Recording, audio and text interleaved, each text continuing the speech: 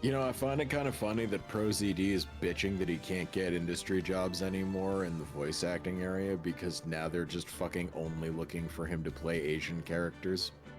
Oh my god, really? Yeah, he was one of those guys that was fucking making a big old stink about like race in voice acting, you know, the thing that doesn't fucking matter. And now he's being typecast in Asian roles when he wants to play other things. Hmm. And now he's complaining about it, but, you know, he's the one that was also complaining about being for that stuff at one point. So it's like, hey, you reap what you sow, buddy. There's one of those kind of like careful what you wish for sort of deals. I mean, I can understand to a degree like why he'd be annoyed.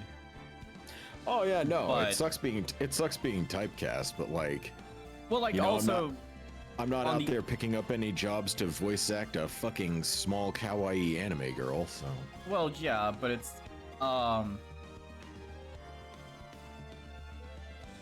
wait, hold on. That's so moy.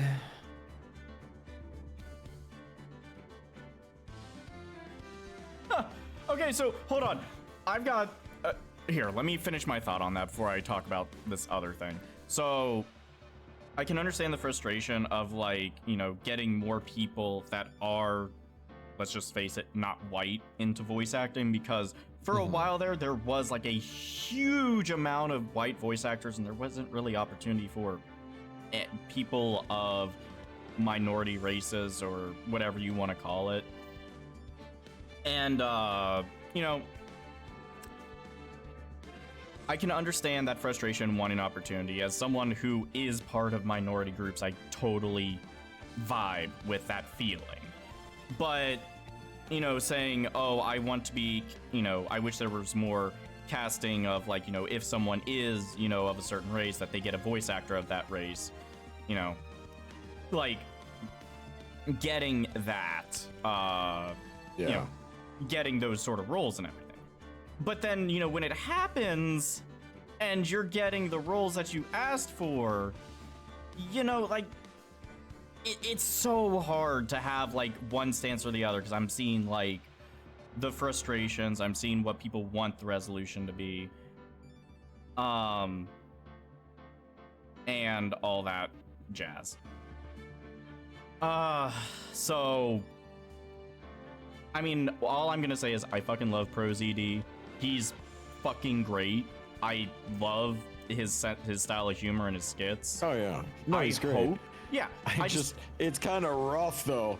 Yeah, like, I hope he finds what he wants from the voice acting. But like, here's the thing, right? I want you to think of a Japanese voice actor that speaks fluent English. There's not many out there. But do you know any? Not off the top of my head. I swear I do know some, but just not off the top of my head. Now imagine him playing Samurai Jack. Good point. Yeah. A fucking black man is the voice of Samurai Jack. Don't give me the shit about race being tied to the voice you play, because I would not be able to picture anyone other than Phil Lamar being Samurai Jack. Absolutely. That is the power of voice acting. You can do this thing called acting. Yeah, like with Family Guy, the voice of Cleveland Brown, one of the whitest dudes you'll ever see. Yep. And they canned him because they fucking they just were like, yeah, but you're white, so you're not allowed to play Cleveland. And I just think Cleveland doesn't show up anymore. That's unfortunate. No, Mike, I accidentally hit a button. I had no idea what the fuck it was. I don't give a shit what you said. I think Mike tried to say, like, fucking white trash honky stealing my gerb or something like that, and I accidentally hit a button. No. That is milk toast compared to the shit that comes out of my mouth. Yeah. But, So, good thing that I just found out. There's a feature on Blue Sky that I think everyone is gonna fucking love. There is actually a feature that says...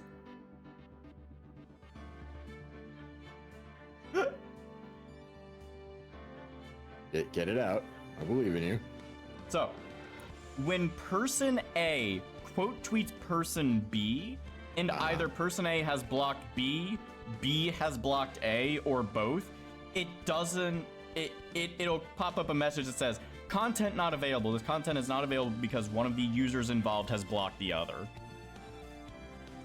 And so people can't do this petty block and then quote tweet bullshit.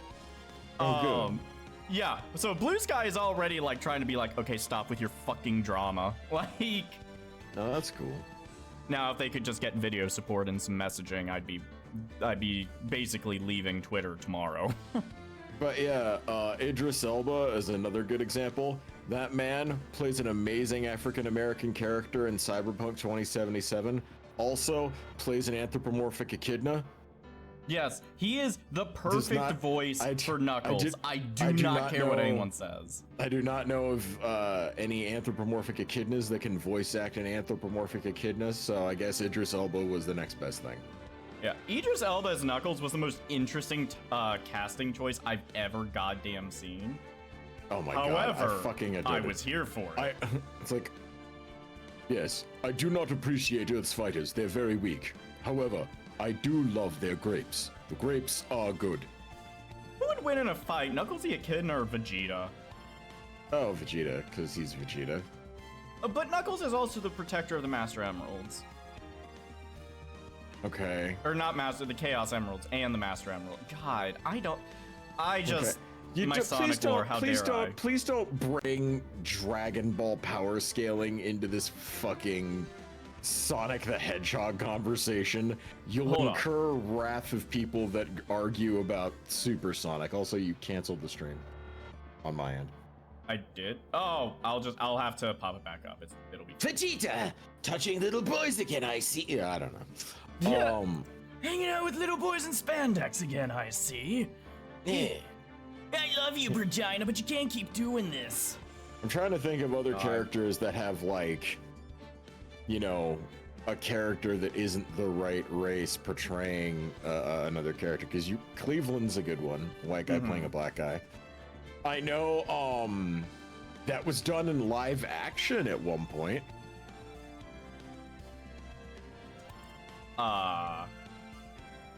Yeah.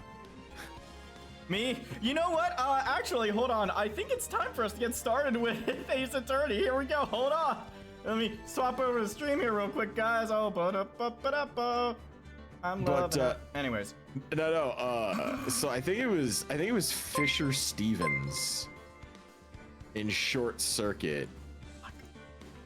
Also, Mike, thank you for the gift sub. Get Phoenix right up here, please. Yeah. There we go. So, okay. Do you remember the movie Short Circuit at all? Are you asking me about if I've seen a movie? What? Yeah. Jesus Christ. Okay, chat. So, you guys know the movie Short Circuit, right? The first one, or the second one, either or, doesn't matter. So there's this guy named Fisher Stevens. Fisher Stevens is white as fuck. And they basically painted him brown and had him play a Hindu. Well then.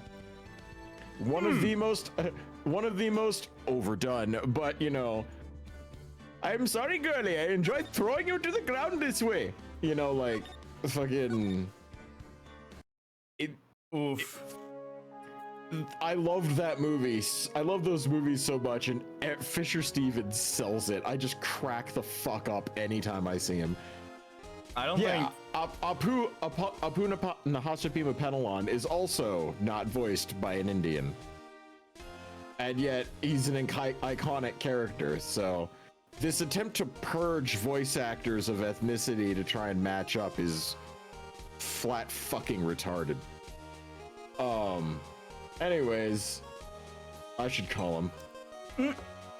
He's right here. You don't have to call him anymore. Yeah, but now it's weird. He made it weird. Just clearing my throat. I was eating cake. I still have some cake, but... Edgy the Hedgy. The prosecution is ready. Naturally.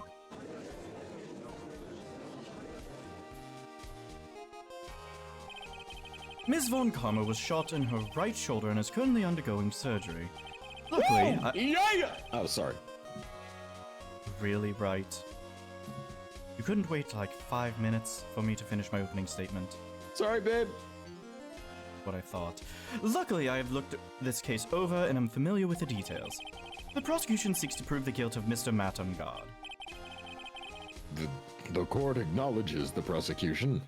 Also, this is the first time anyone has seen Edgeworth back in court. The judge didn't even know he was back. Like before Phoenix saw him, I'm sure Gumshoe didn't. Gumshoe was the only one that knew about everybody's sitting Edgeworth. here everyone's having a fucking Vietnam flashback. Right. Also, Edgeworth looking really good. Right? Like the art for it looks way better than the other one. He doesn't look like a fucking dipshit. Like they actually showed the fucking way his personality is matured and the way his face is animated. He doesn't have that threatening, menacing tone. There's like this air of someone who wants to help about him, especially in the way his eyes are portrayed, which I think is a really cool touch. Yeah, so that's just something they did for like the HD version. It's just his scaled up sprite, but like he looked a lot meaner on like the original versions of the game.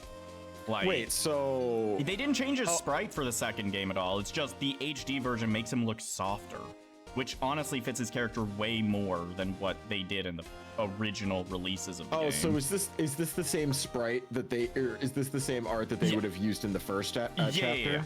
Yeah. Oh, fuck. Well, no, but you have a good point though. He does look softer than like the sprite. Yeah, he looks more he looks more compassionate.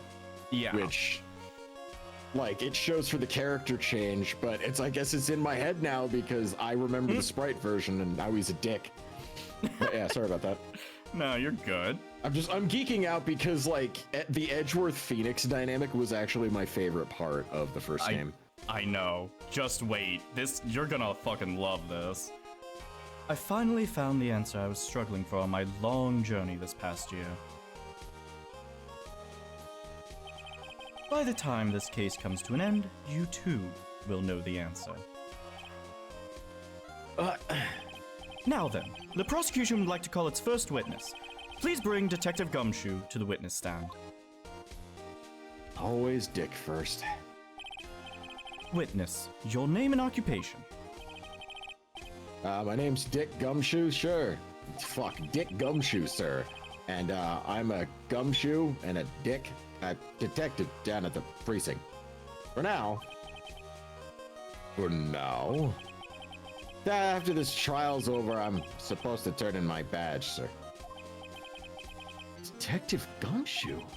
The prosecution has no need for a depressed witness. Lift your head up and face forward like a proud officer, Detective Dick Gumshoe. Yes, sir. Now, let's have your testimony. If we want to explore the various facets of this case, we must start with that. Get ready, Phoenix. This is gonna be one very rough fight. Also, yeah, why have you not ordered extra clothes for Pearl for when this happens? Do you like this or something? No, do you like this? No, I don't. I would rather not have to wear 6-year-old girl clothes. Then fucking find someone who's Muslim in the audience and steal her hijab. Wow, I think I heard Azzy comment on that one in the other room. Fuck, alright, I'm getting mileage. Yeah, it would have to be with Edgeworth as my opponent. The answer he was struggling for.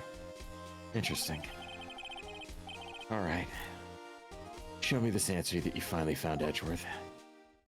When does Investigations 1 and 2 take place in the AA timeline? I don't know about 2, but I know 1 takes place shortly after Ace Attorney 3, because you can see Phoenix and Maya in the backgrounds as cameos. This murder happened after the Hero of Heroes Award ceremony, sir. Howdy, Faust. The victim, Hey, Faust. Juan Corrida, was found dead in his hotel room. After looking into the cause of death, we believe he was definitely murdered, sir. At first, we thought there was something suspicious about the empty guitar case. However, we later found out that the guitar case had nothing to do with the murder.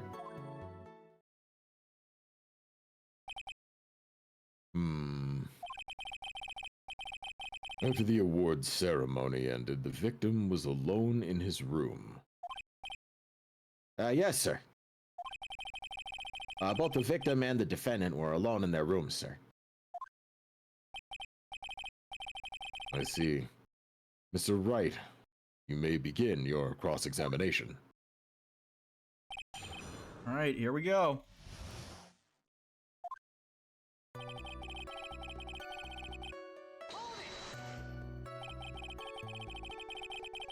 Would you please give us a brief timeline of what happened after the ceremony?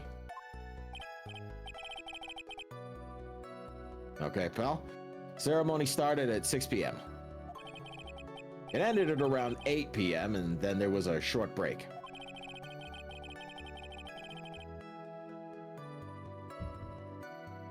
Aw, someone asked to tell Mike Fang that he's an awesome and very cool dude for gifting a sub, because he is. Aww. A special post-ceremony show is supposed to start in the lobby 30 minutes later. And that's when the victim's body was found, correct? Which is to say, the murder occurred during that 30-minute break period. Please continue with your testimony, Detective. The victim, Juan Carita, Oh. The person who discovered the victim's body was Adrian Andrews, correct? Yeah. Who is this Adrian Andrews you're talking about? Oh, she's the defendant, Man on Guard's manager. She's a really pretty lady, sir. Ah, so she's a pretty lady. I wonder if she will grace us with her presence. When the post-ceremony was about to start, she went to get Mr. On Guard. I can't help but feel if Francisco was here, she would have whipped them both. Yeah. After visiting his room, she next went to the victim's room to get away from the show, sir. I see. And that's when he found the victim's body.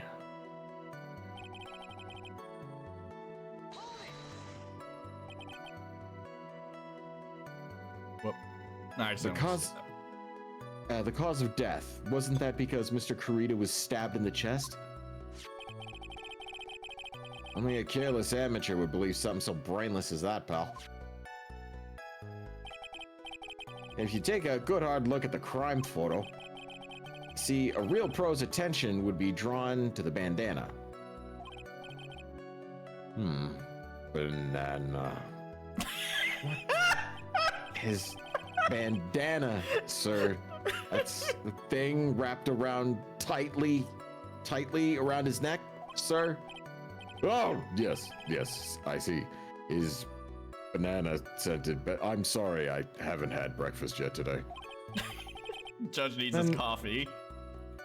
Why do they make the fucking judge retarded randomly in the middle of these super serious cases? Because part comic relief and also I gave the judge the wrong type of character voice. Like, I made him all serious, and now I'm married to it, so I have to, like, flub lines to make him sound a little less Down syndrome-y than he is. And Judge is a good man. Then, what about the knife? That seems to have just been stuck in the victim's chest on purpose after his death. We have a crafty murderer on our hands here. Autopsy report added to the court record. You gonna update it, Edgeworth? That is something I was going to point out during the murder when it actually happened, because that was like a fucking butter knife embedded an inch into the man's shoulder. Yeah, does not make sense that it would actually, yeah. Yeah, so. And why did you think that? Well, because it was empty, pal. The Jammin' Ninja doesn't go anywhere without his bright red guitar. And we couldn't find it anywhere at the scene of the crime. Oh, then how about this theory? Sorry about the wee-woos. Give me 1 second. Hope whoever that is okay. That's on like 3 different ambulances. Jesus. A fan really wanted the guitar and did the crime to get it. How's that? We thought of that too, but... What? The only fingerprints on the guitar were the victims. Only the victims, huh? I see. So much for my ridiculous theory, then. Alright. Empty, there's some water, but only on top of the lid bears Kurita's fingerprints.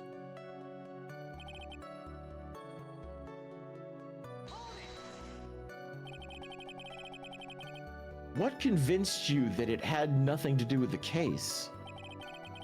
Well, the guitar wasn't at the Gateway Hotel that night. Well then, where was it? And the bright red guitar was eventually found at the TV studio. The victim, Juan Kurita, had apparently taken the case with him, sir. So you mean he forgot to put the guitar inside the case? Yes, sir. Even when he was on stage for the ceremony, he didn't have his guitar. So that guitar case was empty even before he got to the hotel. Yeah, that's right. So it really had nothing to do with the case after all. I believe that is enough. First, the victim was choked to death with his bandana. Then, after the victim was dead, the killer deliberately stabbed him with a knife. Which brings me to my next point. Why then did the police arrest Matt on guard? Because there was reason enough to suspect him. Here it comes. Look like Edgeworth's back in full swing. Very well, Detective Gumshoe, please testify about this matter. Yes, sir.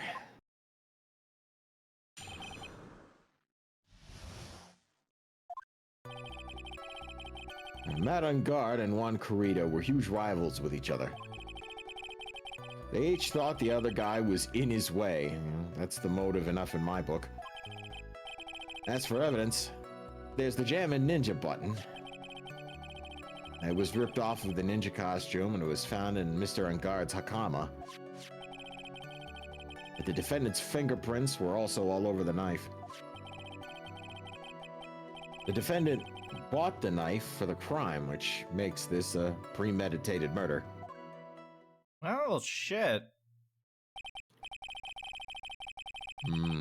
So the defendant's fingerprints were found on the knife used in the stabbing. Do we have those yet, or are they about to be added in? Okay, they're about to be added in. Hey, Atomica. Wave, wave. Yeah, it was sort of sticky on the handle, so the fingerprints came out pretty clearly, sir.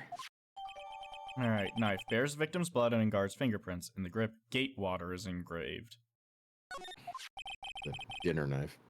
Yep. And there's the button. That was found in the defendant's clothes, correct? And this button is also covered in blood.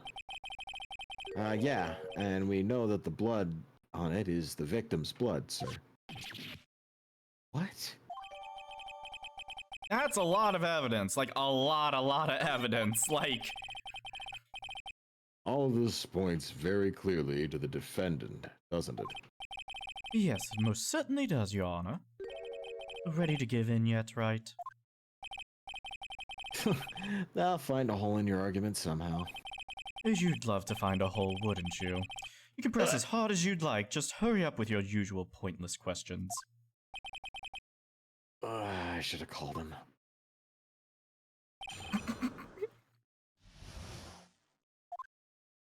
Alright, I'm just gonna go to the statement because this one is very just painfully obvious. Bought the knife for the crime? Are you fucking kidding me, Gumshoe? It literally says Gatewater on the fucking handle. God damn it.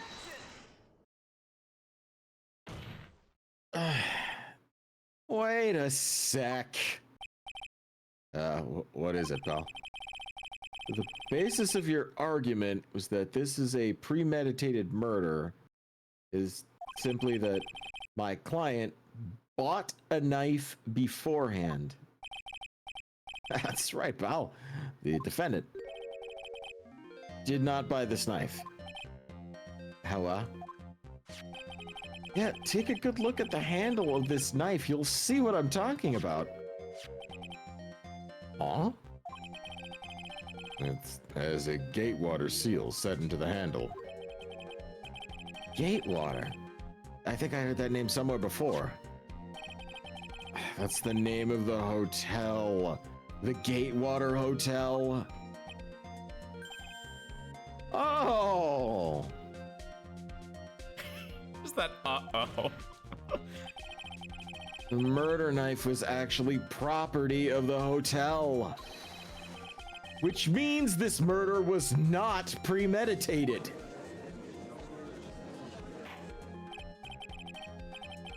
Yes, that is very true. This is a very big...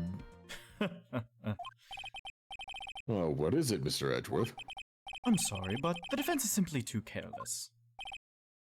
What?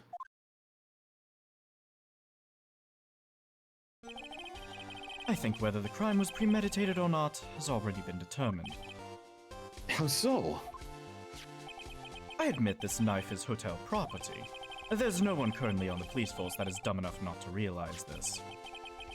But I did... Oh... The question is, where did this knife come from? Why, it's obvious it came from the victim, Mr. Kurita's room. Sorry, Your Honor, but that is incorrect. The victim ate a meal... bleh. Sorry, the sirens outside just fucking... They're going again. Yeah, they're going. I hope everyone's okay. A little extra activity.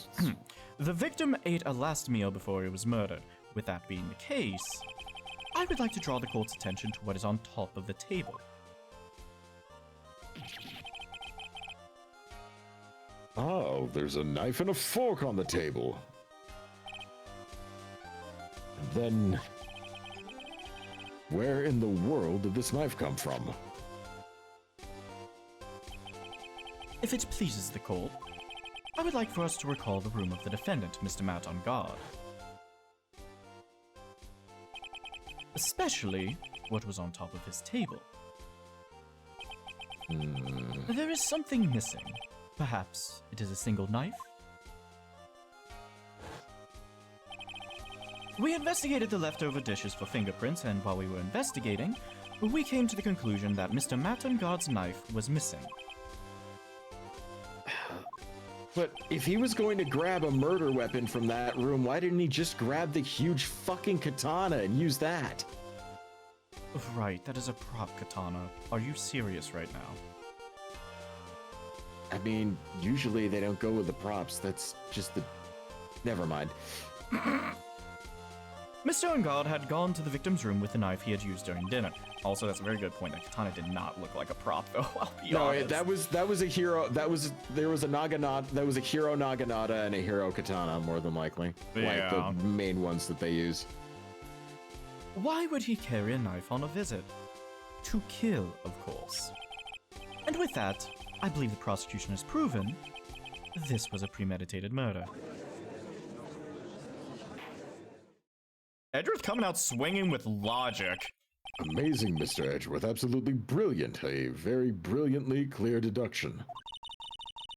Seems like Edgeworth had this planned from the very beginning.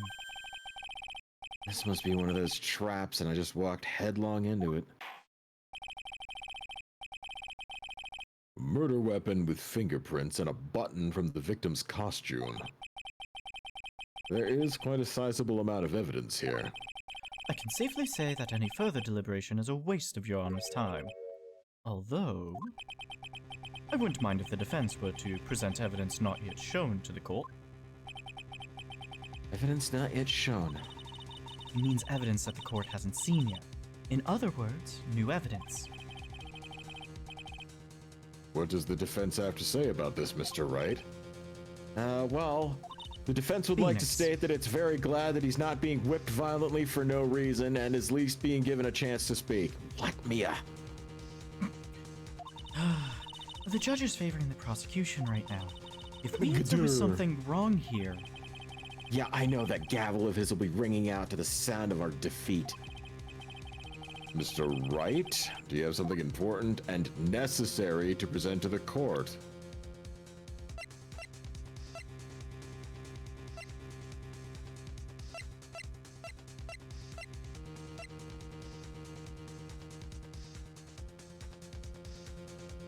The wine glass hasn't been brought up. Is that important? So let's go back to the crime photo. So notice everything is in disarray except for that wine glass. Yeah, that's a good point.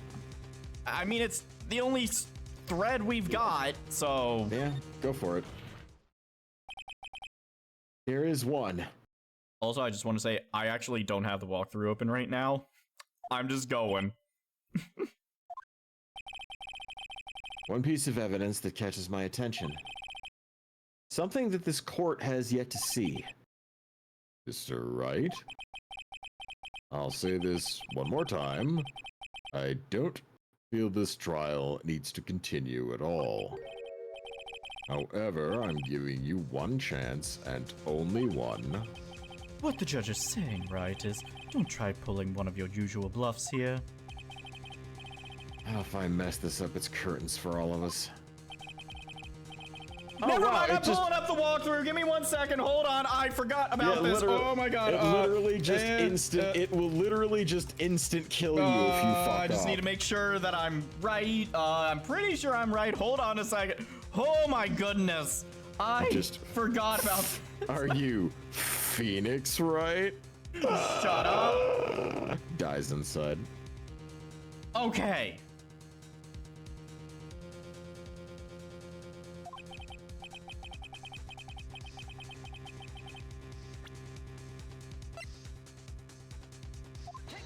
I was right. Now, this is a wine glass, is it not? Please look at the photo of the crime scene one more time. That scene is a mess because the victim struggled against the assailant. The vase was broken, his makeup is all over the floor. And there were all these things that were, at one point, sitting on top of that dresser. Yes, I see your point. However, this glass that is just sitting on top of the dresser is mysteriously untouched. The only thing that had not fallen over with everything else is this wine glass. This piece of evidence is more than strange enough to warrant further consideration. Well, what do you guys have to say? Well, yes, it's a little peculiar. Yeah, isn't it? I thought it was. You can stop looking at me with those puppy dog eyes of yours, right? Mr. Edgeworth? What is it, Your Honor? Your opinion? You don't need my opinion, because there's no special meaning to that glass. What? It's safe to say that the glass was set there after the crime took place. By the person who discovered the body, Adrian Andrews, for example. She could have easily been so shocked that she set the glass down without thinking. That does sound very plausible, Mr. Wright. Miss Andrews really have just set the glass down without thinking? I don't think so, cause, like, you see a dead body. Oh, let me just pour myself a glass of wine and set it on the table. Like, no.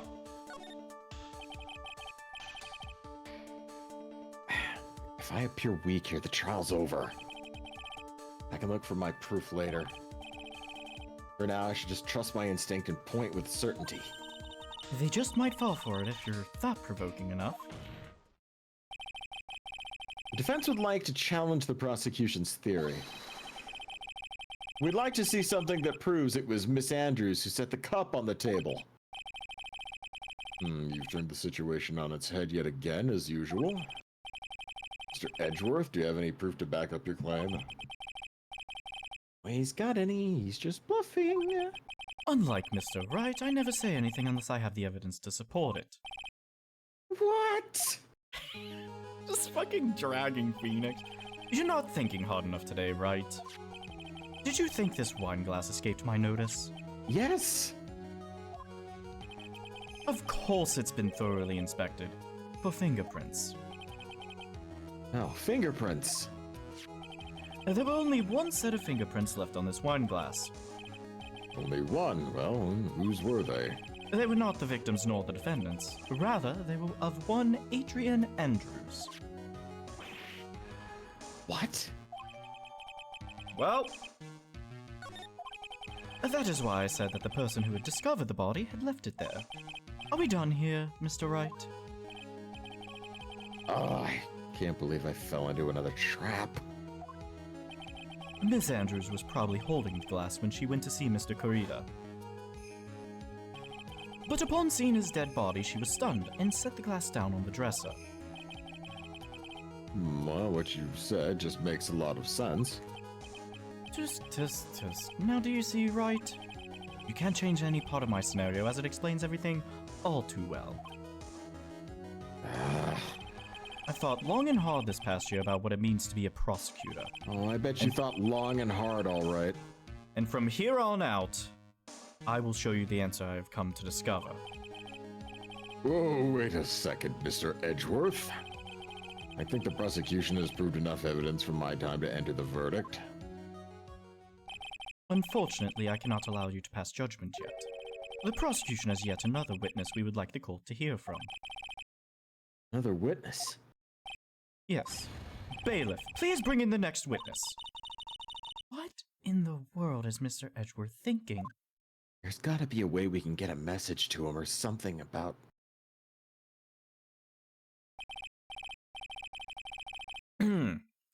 Now then, witness, please state your name and occupation. Here we go. Witness, your name and occupation, please. Ugh! Gotcha! Ugh. I wonder what happened to that calm composure he had earlier. Oh, Edgy boy! It's been, what, a year since we last met, hasn't it? You should be more happy to see me. I saw the report with her testimony, but who knew that under that helmet? It was the Wicked Witch of the witness stand. I tell you, this time I know what I'm supposed to do. So today I'm going to tell you anything and everything, even things that don't have to do with that terrible crime. Oh, maybe you can find out if she's ovulating, Edgeworth. Right. Please do not tempt her. Sorry, Miss Witness, that terrible crime is all the court needs to know about. Oh! Shush, I'm talking to my dear Edgy Wedgie right now. Don't interrupt Really? us, Gramps. Yes, madam. No, please, by all means interrupt her, please. Anyway, witness, your testimony, please. It's true what they say, that youth are hot-headed nowadays. Not that I mind at all, Edgy. Now then, what should I start with? The witness was on security detail at the hotel on the night of the murder. Is this correct, Ms. Oldbag? It was a great job being able to see my dearie Juan. It was almost too much for my little heart to handle. You mean you were a fan of the victim? Look, everyone is crazy over that I'm God, saying he's cute in a fresh way or something. But not me. I wouldn't say anything so silly. After all, I have no interest in a little child like him. I'm only interested in a real man, Juan Kurita. But those two were the same age. Anyway, as I was saying, I was pacing in front of his room that night. Very well. Please tell the court what you witnessed at the night of the murder. Right, I swear to God, if you push her in the wrong way, I will come over there. Even to me, Edgy Poo. Doesn't look like I'm gonna have to push her anywhere. Anyway, after the ceremony, I went to pace around in the hallway in front of his room. There was something I was interested in finding out, you know. Well, since I was on the job, I made sure to keep a good eye out the whole time. That's when someone showed up. It was a man coming out of poor Juan's room. So I just look up, I saw, as he said, push her down the stairs. She would somehow survive and... Oh yeah, she would. You'd either push her down the stairs and she'd survive, or like, God, what the hell was that movie? Death Becomes Her or whatever it was, where like the people get a taste of immortality and then like they have to use beauty products to keep themselves together because they're ancient. And then like at the very end, they push the two ladies down the stairs and they shatter into a million pieces. Yeah, that's what would happen. Seriously. Just old bag falls apart into a million pieces and she's just rolling around on the ground made out of stone. Like, oh, put me back together. I need more epoxy. God. Oh, fucking Christ. It was on guard, Matt on guard. He was trying to sneak his way out of Juan's room. Moisturize me, moisturize me, moisturize me. God, that was a fucking weird episode. So, Mr. Ungard came for the victim's room. See, it has to be him. He's the murderer.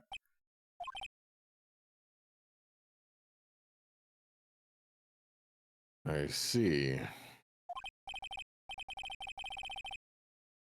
Well, Mr. Wright, you may begin your cross-examination. Well, weren't any direct contradictions that I saw, so we have to talk to her. I'm sorry.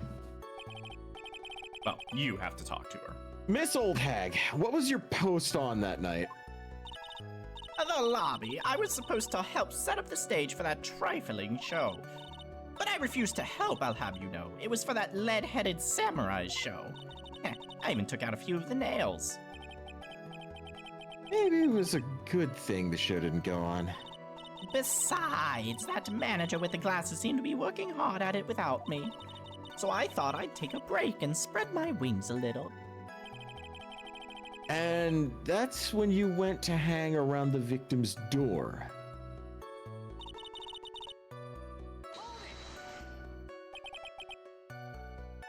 Something you were interested in, and just what was that? It's not some little thing I can just go around telling everyone, you know. It's top secret between me and Juan. Ah, and Edgy Poo, of course. Mr. Edgeworth, what's this thing she was interested in? I have no idea. I despise gossip, Your Honor. Gossip? But should it prove relevant, we can always have it appended to a testimony later. Looks like we should enforce it right now. And did the witness stay in the vicinity of the victim's door the entire time? Oh, well. There we go. I believe it is what they call the good D, Your Honor. Oh, then would you tell us the number of the people who went in and out of Mr. Kurita's room? I have no idea. I wasn't born so I could count things for those who didn't pay attention in class. That's why ever since I turned 20, I quit keeping track of how old I really am. Yes, well, that would explain why your age was not included in your report. Yeah, and by the way. And why a carbon dating sample was included in as well. I also love every time she's just like security lady or something else. She is never listed as Wendy Oldbag. In any case, the witness then saw someone, correct? Jesus. The defendant swore was... Who in the world was that? I'm not allowed to say. This sort of information has to be carefully guarded from the masses, Sonny. The man that came out of Juan's room, he was... Yes, he was. I'm too scared. I can't say his name out loud. Oh, Well, I wouldn't give to have Francisca's whip right about now. Seriously, though. Well, I guess I can tell you since he was such a bad boy anyway.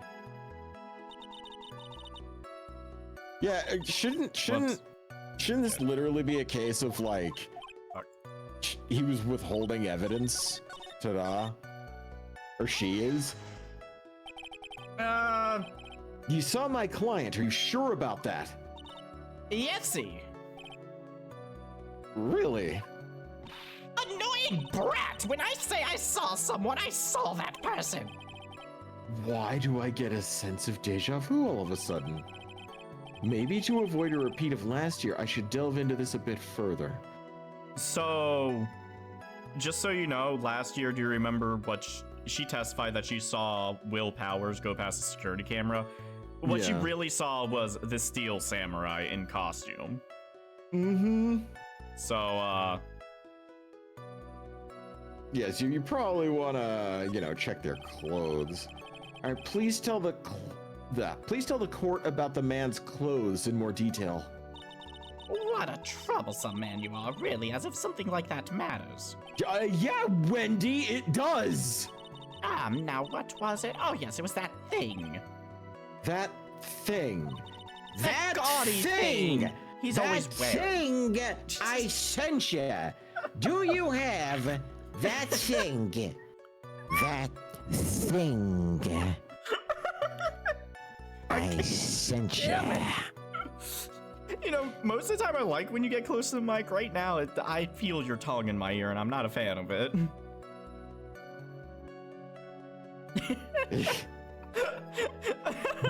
That is not what you were saying like 2 hours previously. Shh! Don't tell the audience, Ice. Jeez. Christ. That gaudy thing he's always wearing, that racing jacket. Oh, he was wearing that at the detention center too. That thing's meant for nothing but seducing women out of their pantaloons. Men. Wendy, we stopped using the word pantaloons about 200 years ago. So, Mr. Wright, those emotional scars holding up? Is this testimony just now important or relevant in any way? Well, if we think back to Ungard's testimony about what he was doing at the time. Yeah, it was important. Well, of course it was important, Your Honor. Then perhaps you would like to point out what part of that testimony was important. Don't you see it, Edgeworth?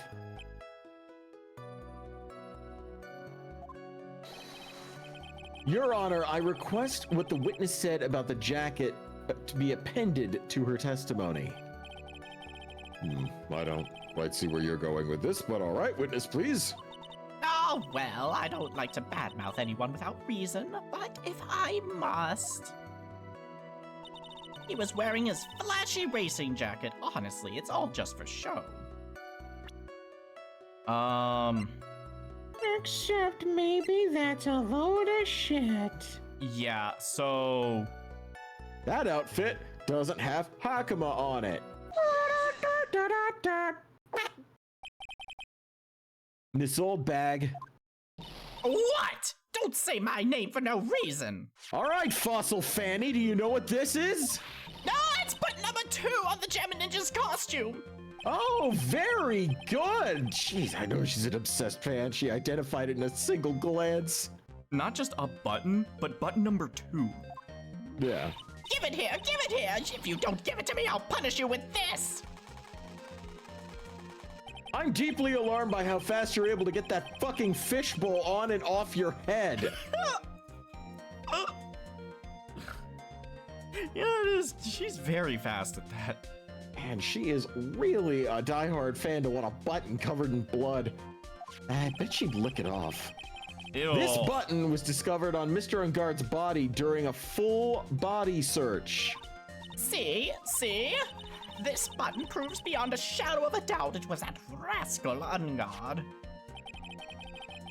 It was caught up in the pleats of his Nickel Samurai Hakama pants. See? And Ungard is the Nickel Samurai. Witness, now it may just be me, and I do have an active imagination, but just now, didn't you just say that the defendant, Matt on guard, was wearing his usual racing jacket? Yeah. Ah, I got you. I got so you on sorry. camera. Yeah. Sorry that you judge people based on what they wear. Oh If my. I wore the trendiest dress, then maybe think I'm the scrooge in the world. But instead, I have to put with her in this ridiculous outfit. You agree this outfit is hideous, right? I got tape recorder stuck to my chest. Let me tell you, it's heavy. So heavy. I wish we would switch seats age ago. I'm keeping that dream alive for all those kids out there. I work hard with a smile on my face. Don't you understand? Now take a look in the mirror. Your clothes are an interesting documentary on curl, and you can take a tip for 10 for Edgy Poo. He's got style. Woman, if you do not silence your rambling, I am going to fill that fishbowl with chlorine gas. Now confirm that that man was not Mr. On Guard, the man, but Mr. On Guard, the Nickel Samurai. But when you think about it, they're really one and the same anyway. Miss Oldbag, this is a very important point we're talking about. Touch oven the old bag's bowl while she's wearing it. My God, Numar. Holy shit. Fuck. Edgy Poo, do you think so too? Well, it might be something worth considering. Just say it's important and agree with me for a change. I don't recall a single point where you've agreed with me, so I see no reason to return the favor, right? I agreed that I was happy that you came back. Witness, You bitched at me for approximately 3 hours. I didn't write the dialogue. I'm sorry. Witness, think carefully and try to remember as much as you can before you testify. And also do something about your drifting, wandering eyes. When you make that weird face, your eyeballs look like they're about to fall off your head. All right, if you insist. I should be the one sighing, not you. Phoenix is gonna blow Vessel 10. Yeah, keep in mind, all this is going on while Maya is fucking being held prisoner.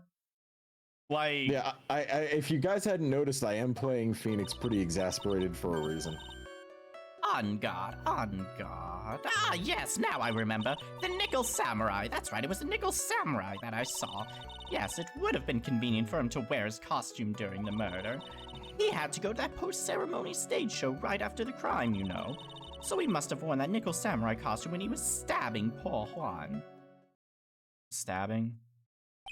That's not how he died. I knew it.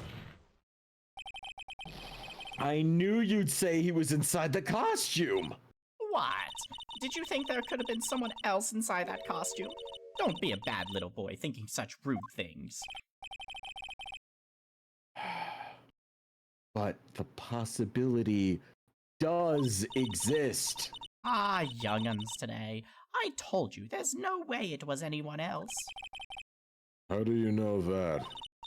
Because I said so. And what I say is the truth. As seen by the lens of a woman who's losing her fucking marbles, you geriatric octennial. At least she's just as delightful a witness as she was last year. Mr. Wright, you may cross-examine that hag, pile of bones, witness. Oh my God. It's a Oro in chat. My accumulating traumas like they're trading cards. She's been through a lot for only 18. Look at this one I just got. Like, God, that poor girl. Christ alive, literally the living embodiment of the senior stereotype and just as deserving being turned into Soylent Green. Holy shit. Would you please get on with your testimony? Watch your language, young man. What sort of tone is that to take with an elder? My At youthfulness this isn't point, what I'm not taking a tone with an elder. I'm arguing with a fossil sample. My God. My youthfulness isn't what it used to be, so you should forgive me for everything. If you keep on barking at me like that, I'll start singing at the top of my lungs. Bitch! A striking figure by the sea, standing all alone is he. He's a nickel samurai. She's actually singing. Wait, hold on. No, she's trapped in a bowl. That poor bowl. How is that thing not cracking? Mr. Edgeworth, can you please shoot her? Witness, I'll give you a piece of gum later if you'll be good and stick to just the facts. Okay! You promise, right?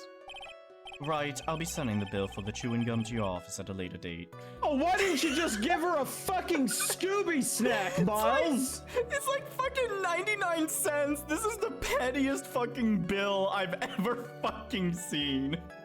I mean, honestly, for all the aggressive trauma Miles has to deal with on this case, I'm okay with it. Remind me to send you a thank you note later too, Edgeworth. Maybe one that has a nude or two in it.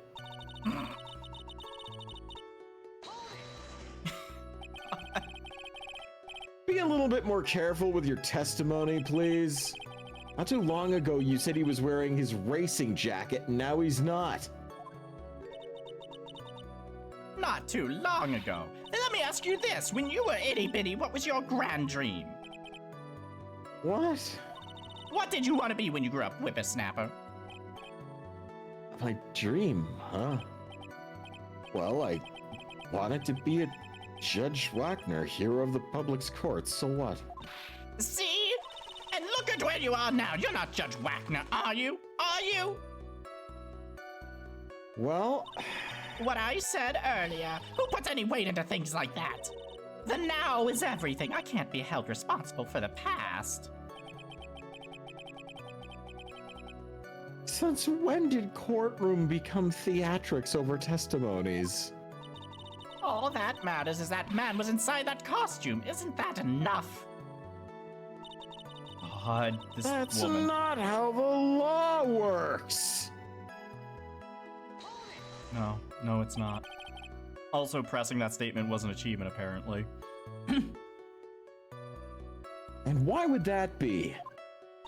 That way, no one could see his face, of course. But there's still no advantage for him that I can see. In fact, you'd think the costume would make him stand out all the more. You are such an annoying child, you know that? You disagree with everything I say. And you figured out how to teleport a goldfish bowl onto your face! Don't give me any of that! I got it! Maybe it was more troublesome for him to change in and out of his costume. What?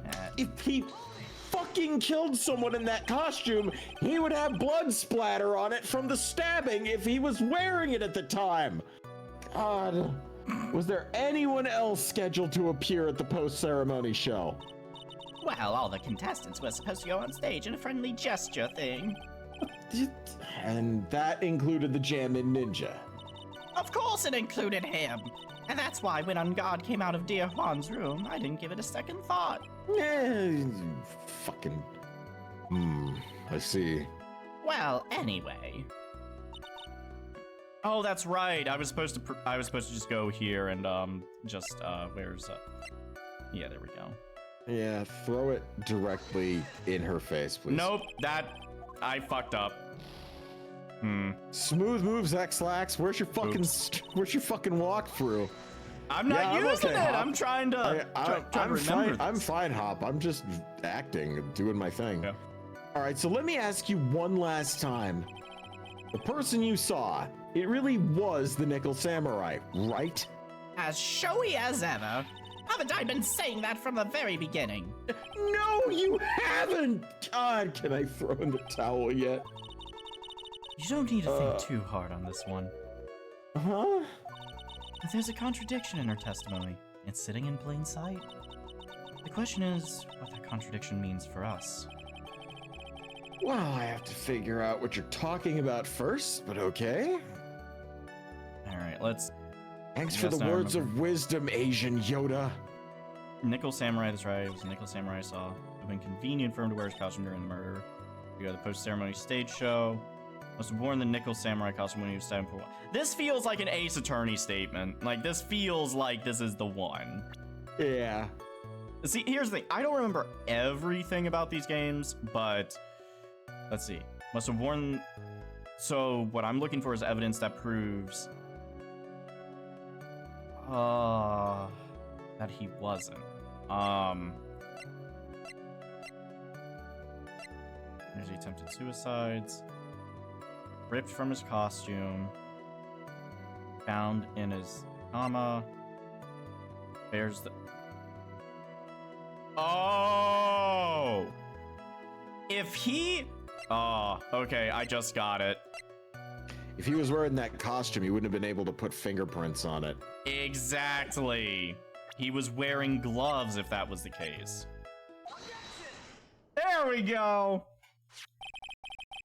Please take a look at this. Yeah, so? It's a knife. Big deal. If you're trying to scare me with that, I'll have you know it won't work. Yeah, I know. We can't kill you unless we stake you through the heart. Anyways, that's not my intention at all. That's the knife that was used in the murder, correct? Yeah, Your Honor. Do you know why this piece of evidence is important to the case? You don't even have to ask. It's because the defendant's fingerprints are on it. Is that what you're driving at? Is exactly what I'm driving at. What are we driving at, and whose car are we driving? If Mr. On Guard is really in the Nickel Samurai costume at the time of the murder, then it's impossible for his fingerprints to have been left on this knife. Actually, he would have wiped all previous fingerprints on this knife right off.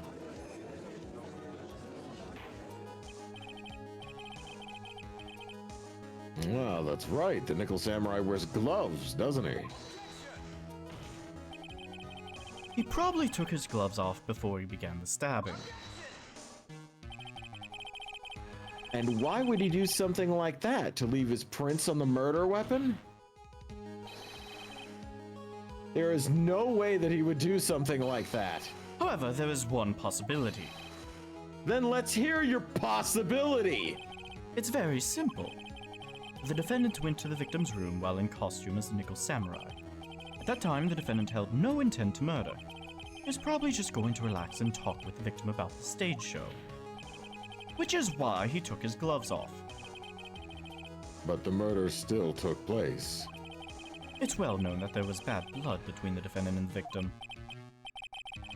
Yes, I've heard that before. Well, Mr. Wright, what do you have to say about Mr. Edgeworth's theory? So let me get this straight. Edgeworth's theory goes like this. When the defendant went to the victim's room, he had no intention of killing him. Now, up to this point, are there any problems with this theory? You mean the fact that this hasn't the entire thing been riding on premeditated murder? Exactly. This theory contradicts something in an earlier testimony, Edge. What are you babbling about? For argument's sake, let's suppose Mr. On Guard was the killer. If that's the case, I think it's impossible for the killer to have gone to the victim's room without intent. Literally the knife again. This knife was used by Mr. On Guard at dinner. Yes, we did establish that. Which means that if my client was in fact the killer, then he brought this knife with him when he went to visit Mr. Kurita. I suppose. However, you just said it yourself. At that time, the defendant held no intent of murder. If that were true, then why would he bring a knife? He wouldn't, would he?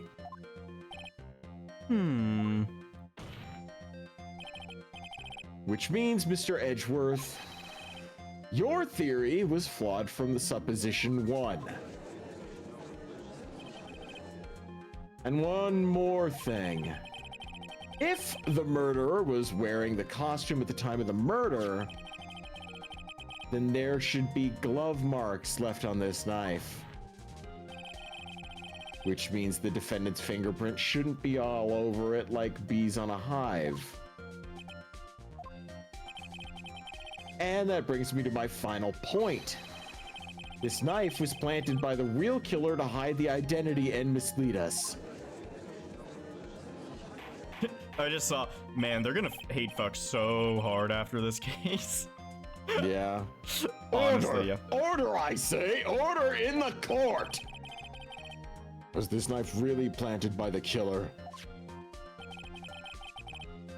Why would a murderer do such a thing? Literally to frame Matt on guard. Yeah. It's to frame my client, Matt on guard, of course. To frame. Aren't you forcing the interpretation just a little too hard on this one? Yeah, but we just established that the witness saw the nickel samurai in costume. And if that were true, then there shouldn't be a single fingerprint on this knife. Ugh. Witness. Looks like I've made your life a tiny bit more difficult, huh, Edgy Poo? Oh, I guess you're not getting that gum now, are you, Grandma? Witness, did you or did you not really see the nickel samurai? Well, I guess at first I might have forgotten, but... Are you saying you messed up Mr. Ungard with the nickel samurai, his character on TV?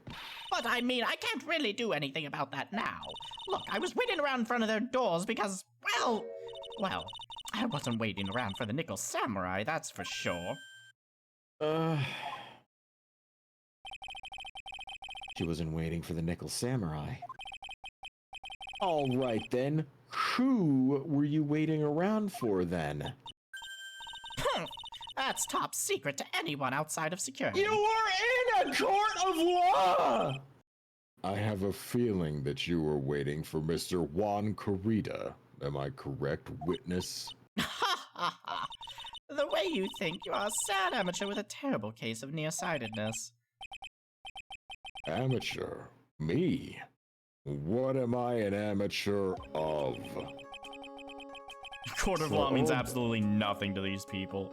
Correct. So Old Bag was waiting around in front of the victim's room. She was probably at about knee height, hoping to bump accidentally face first into his dick, but it doesn't sound like she was waiting to catch a glimpse of Mr. Corrida. Maybe. Phoenix! Maybe the old bag was waiting around for that person. To I think me is hinting at, it's certainly possible. Miss Old Hag! You were waiting for this person to come out of the victim's room, weren't you? It wouldn't have been the Nickel Samurai Matt on guard. It wouldn't have been Juan Corrida. How much you want to bet? How much you want to bet? Maybe. I didn't know, maybe she's a lesbian.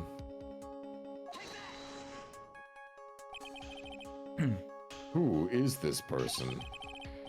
This is Adrian Andrews, Mr. Ungard's manager. Why would the defendant's manager be in the victim's room? It seems that this is the latest rumor in circulation, Your Honor.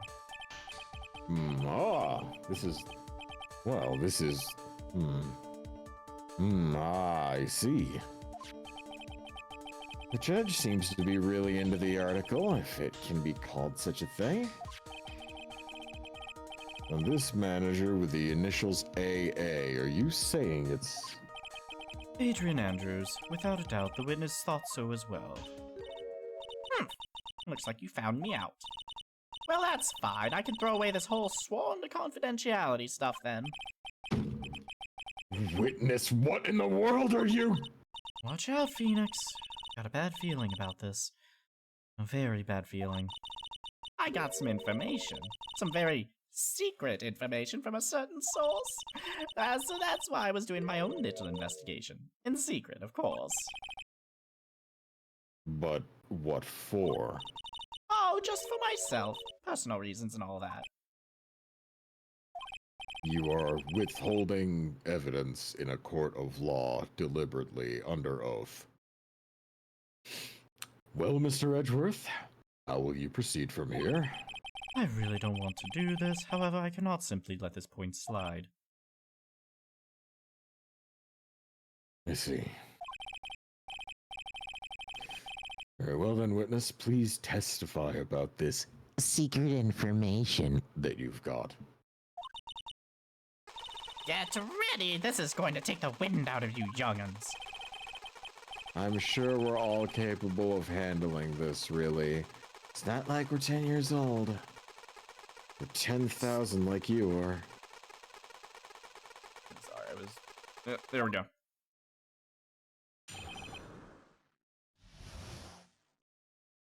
Rat-a-tat-tat, I'm covered in scat. That on God is one evil, evil man. He thought he could ruin poor Juan by causing a huge scandal. So to do that, he sent his own manager to get in close with Juan. I cannot condone such dirty tricks, so I took action. Oh, and this is top secret, you got that? Nobody else but you and me is supposed to know yet, okay?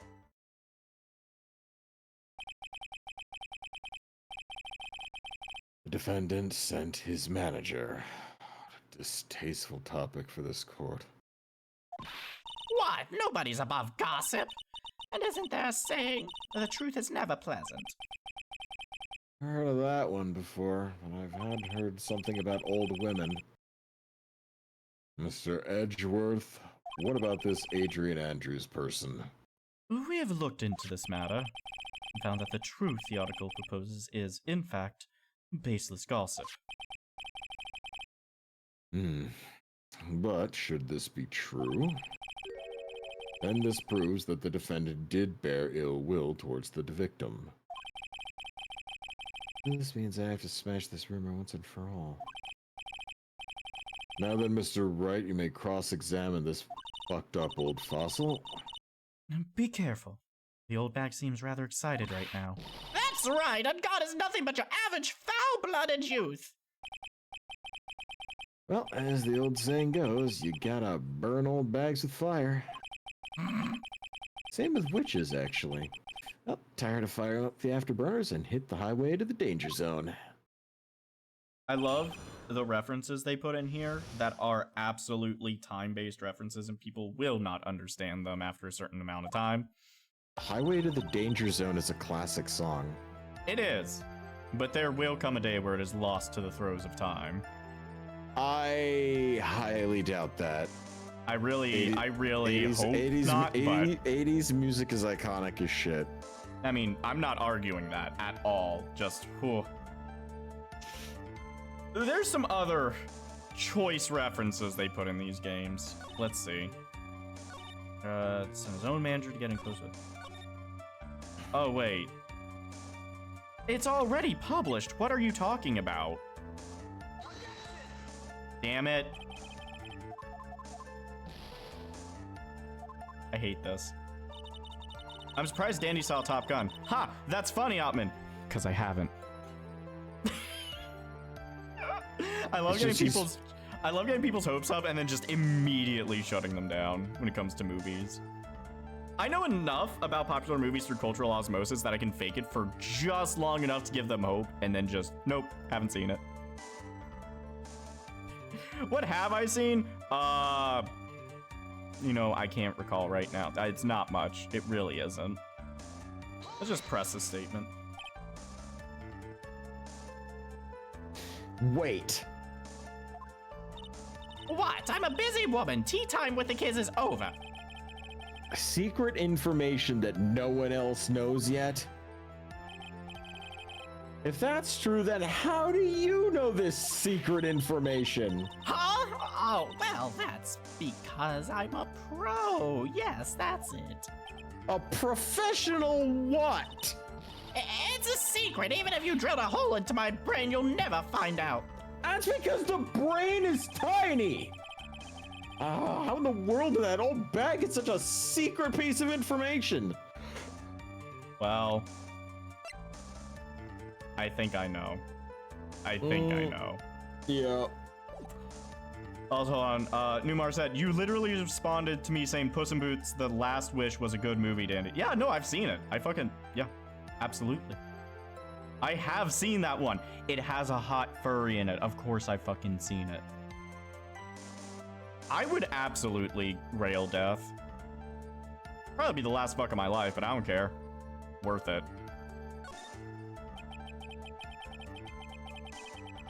No response? None? So, no one else is supposed to know this secret information, correct? I'm too ashamed to really say anything.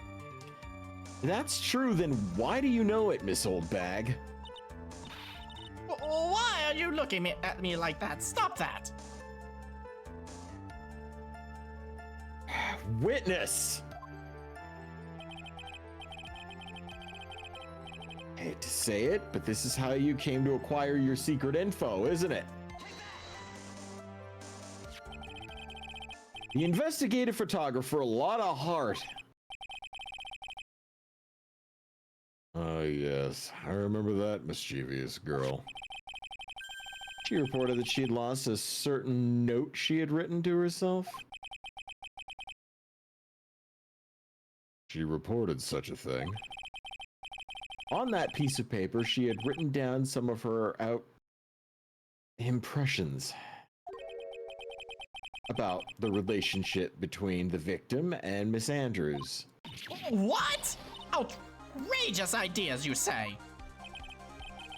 No. I said impressions. And then everything written on this piece of paper is completely meaningless? Aha! That's it! That's the note! No, you see, this is something completely different. This is my top secret list of groceries to buy! Oh, then you are the one who took Miss Hart's note. I'm a huge fan of Juan's, that's why. That infamous puffy-haired whippersnapper. She's working with that evil on God. She said so herself. On God, I'm his sidekick. She was so happy, smiling like a silly duck. I was only checking what she had written.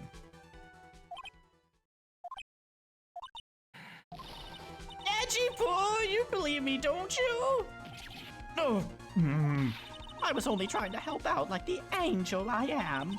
It's only one little piece of paper. I've never taken anything else before. I'm so sorry, Miles. You really should come with a supply of cheese to match your vintage wine.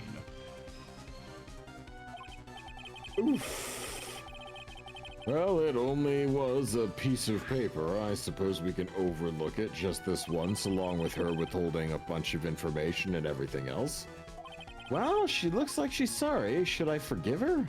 Fuck no. Now, if I let up on her now, she'll get away. I've got to find some way to inflict a deafening blow to the prosecution. I want to have to do this, Miles. Witness! You said that the only thing you stole was that note. Is that correct? Stole? Why don't you listen more carefully, you annoying brat? I saved this piece of paper from the terrible lonely trash can, that's all. You're lying, damn it, and I can prove it! Are you putting my credibility under scrutiny again? Yes! Miss Oldbag! I don't believe that the note is the only thing you stole that night! Oldbag! That note was with a camera inside its case, wasn't it? A camera? Yesterday, Lotta Hart was raising a huge stink over her camera. She kept saying something like, "My sweetie $1,600 camera done up and disappeared on me." What? Why would you do an act? Oh, God. Witness! What is it, Gramps? first off, the ball's on you for calling him old. Second, if you have the note, then it's the only logical conclusion that you have the camera too. Looks like you found me out again, Sonny. Is this the camera you're looking for? Yep, that's it. What? Even though I look like this, I'm still a person, you know. I still eat meals like you, I fall in love and borrow things from people. If your definition of borrow is what we all think it is, then it is slightly off. I saw that woman's business card, and that's when I noticed it said, Slimebag Celebrity Photographer Extraordinaire. Well, when I saw that, I had to know what sort of pictures she had taken. I'm a professional security guard. It's my business to know these things.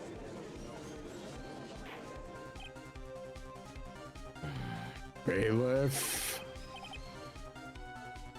Check this camera's photos, hurry. We must examine them at once.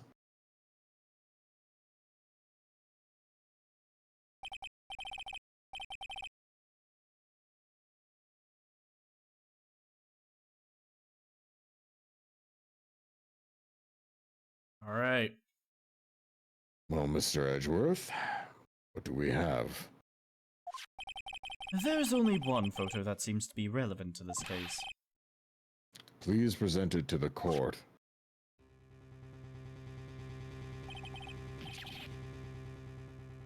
This is the Nickel Samurai. See, I told you, that's the guy I saw. Well, this proves that the witness was not lying earlier about this matter. Oh, yeah. What does all this mean, Mr. Edgeworth? This photo by itself does not prove that the person in it is the defendant. However, in his own confession, Mr. Ungard clearly stated that, at the time of the murder, he was still in his Nickel Samurai costume. If that is the case, then this Nickel Samurai is in fact The defendant.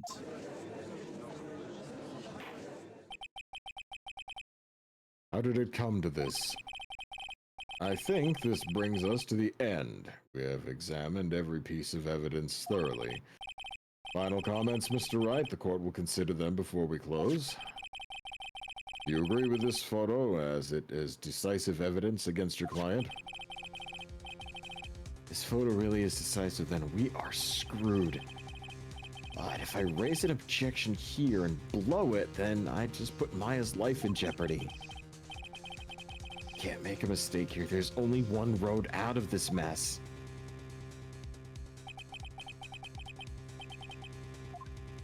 This photo that Lotta took, there's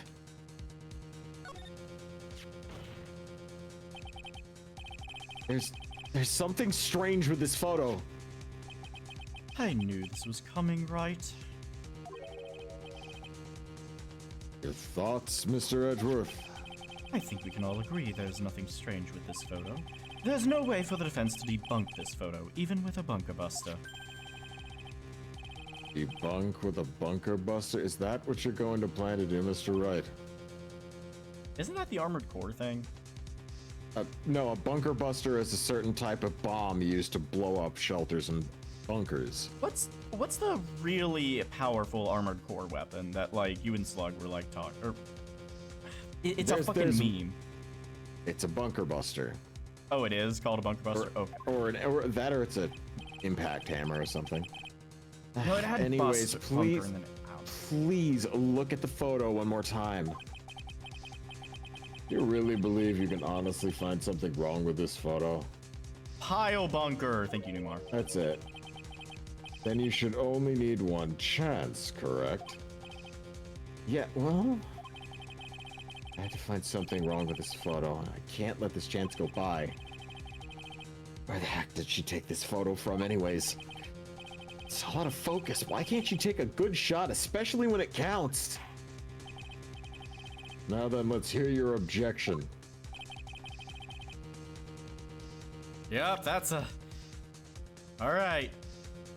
You know, it's Wait. a little weird that for a costume that's custom made, The legs are so bunched up. They're Hakama. I'd like to direct the court's attention to this area right here. What are you pointing to, his ankles? If you could see this person's ankles, that would be one thing. However, you can't. And what does that mean? The costume of this person in the photo couldn't have been Mr. On Guard. What is the meaning of this? I wonder if you would care to elaborate, with actual facts, that is. Let's take a look at the Nickel Samurai's poster. Please pay particular attention to the area around the bottom of the Hakama. His socks, you can see his socks. Exactly. However, in this photo, the Nickel Samurai is clearly holding his Hakama up just to walk. There is only one explanation for this. This person inside the costume is clearly much shorter than the defendant.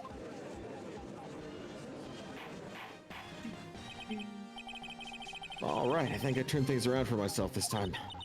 That's curious. What is? Edgeworth is unusually calm today. That's true. He's just letting the trial run itself, as if he's only along for the ride. Along for the ride? What do you mean by that? I can only guess that perhaps he doesn't feel under attack at all. Doesn't feel under attack? Then I haven't damaged his case at all. Mr. Edgeworth, where does this leave us? If the person in this photo is not Matt on guard, then everything the prosecution has tried to prove has become meaningless.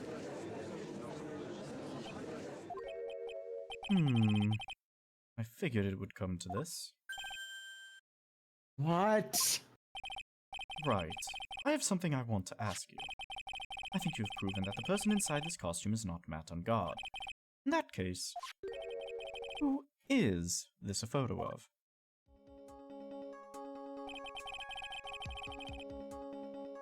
Who's the person wearing the Nickel Samurai costume? Don't stress out over this, Phoenix. It's very simple.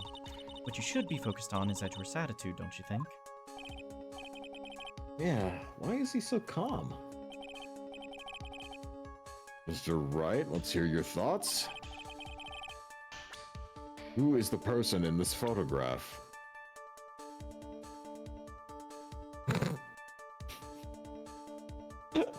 In reality, there's only one person it could be. Yeah.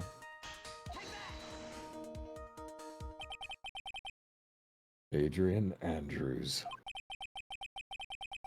You want to know who that Nickel Samurai is, then it's none other than this woman. And why would you say it must be Ms. Andrews? What in the world points you to her? For starters, she's short. Oh, good deduction, right? And she can freely move in and out of Mr. On Guard's room. Okay, that one kind of makes more sense. Finally, she had dinner with Mr. On Guard that night. And how does that all add up? It means that it makes it very easy for her to get a certain item. A certain knife, with Mr. On Guard's fingerprints all over it. A knife that was used as a murder weapon. Why don't you just say what it is you want, right? I have to do this now. This is my last chance to turn things around.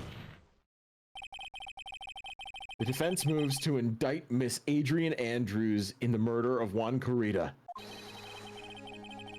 It was Miss Andrews who tried to frame the defendant for the crime.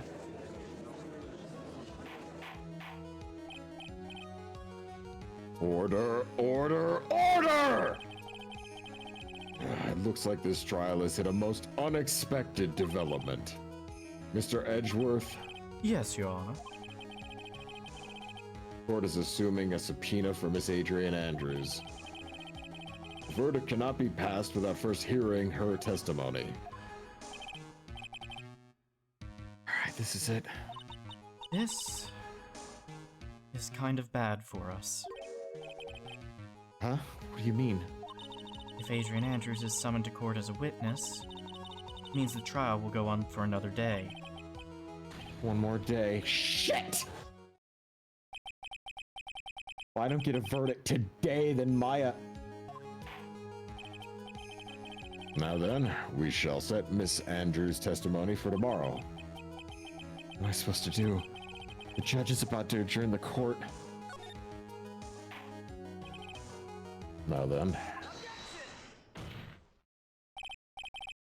Please, Your Honor, continue the trial. You must pass a verdict today. I can't do that. We cannot hear Miss Andrews' testimony if she's not... I abhor wasting such valuable time.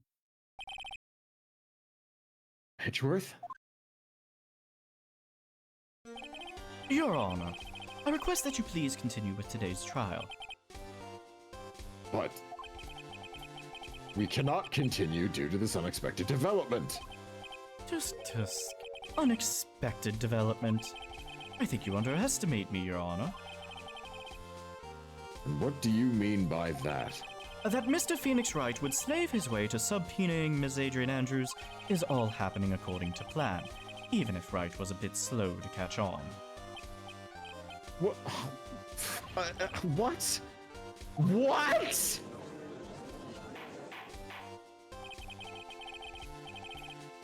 What is the meaning of your statement, Mr. Edgeworth? Ms. Adrian Andrews is currently waiting in the prosecution's lobby. She is the next witness. Oh, thank God. Everything was planned out in advance by that man. Somehow, I knew there was no way Somehow I knew there was no way Edgeworth would overlook Ms. Andrews. Looks like this battle is far from over. Exactly. Good to see you again, Wright.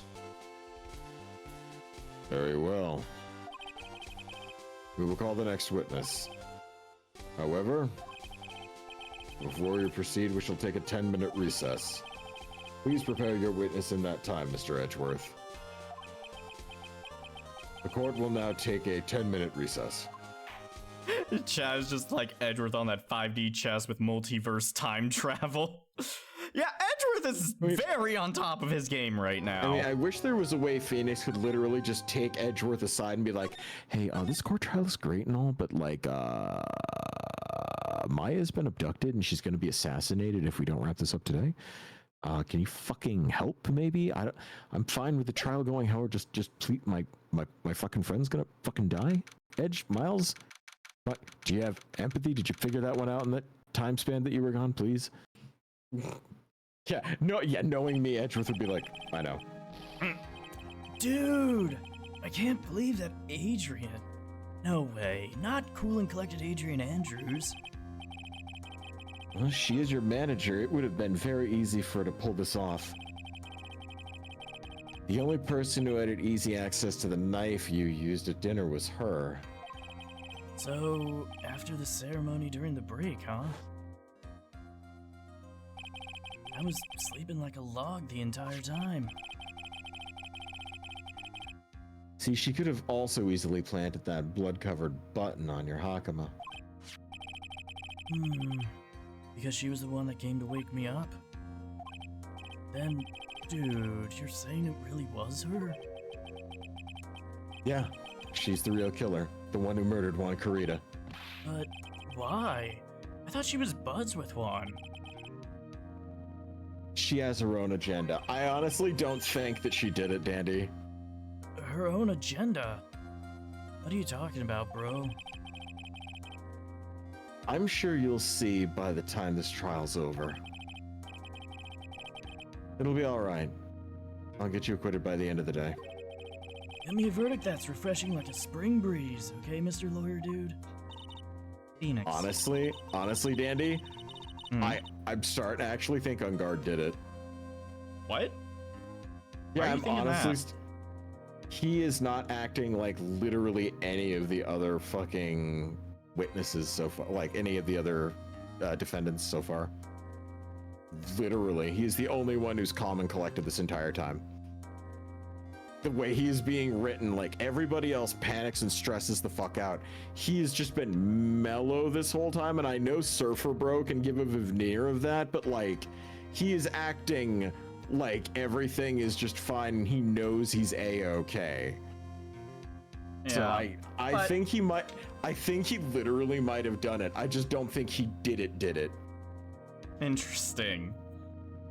Well, there literally is a there literally is a fucking assassin in this fucking story that's just in the background right now. That's a good point. I'm thinking he literally hired the assassin to do it, but He's definitely one of the stranger clients that Phoenix defends. I will give you that. He is unusual. yeah. Sorry about that. Anyway, You're good. You think her motive is related to Celeste in pause? I think it's supposed to be in pause. Like I don't think it's supposed to be in pause. Yeah. So Celeste in pause missing suicide note, right? Yes.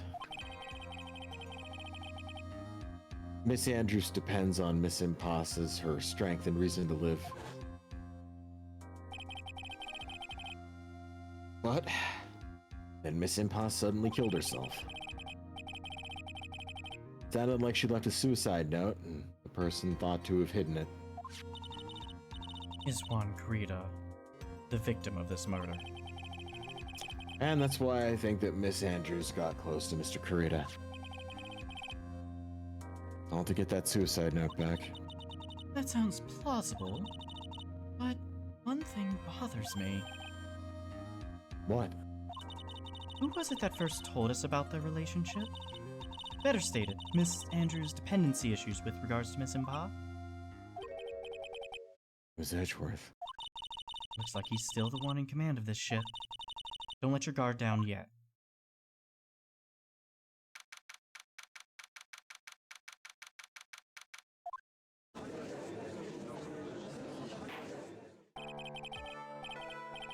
Court will now reconvene. Now then, Mr. Edgeworth, if you please. The My god. The prosecution calls the witness subpoenaed by this court, Ms. Adrian Andrews, the person who discovered the crime in Mr. Juan Carita's room. What is your occupation? I am the manager of the defendant in this case, Mr. Matt Ungard. I see. Now then. Before we begin, Your Honor, I have one request. Yes, sure. What is it? I'm sure everyone in this room is wondering the same thing, and would love to find out more about my relationship with the victim. After all, it was the topic of a certain weekly magazine recently. Oh, no, I have no idea what you mean. I've never even heard about Gossipland and their claims that you're a lesbian. If the judge was ever a prosecution witness, he would do all my work for me. Anyway, I was wondering if you could please tell us about your relation to the victim. Yes, I was seeing Mr. Carita. I was also aware of the rivalry that existed between Matt and Juan, but this was a private matter between Juan and myself. So it was a fry and bait matter, or was that bait and fry? It reminds me of fishing. But I didn't kill him. No one is accusing you of that. I think there's someone who would beg to differ.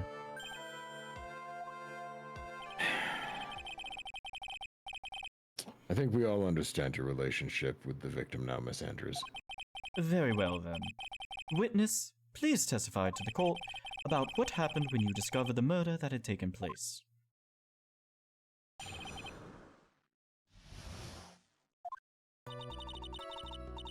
It was time for the show to start, so I went to get Matt from his room.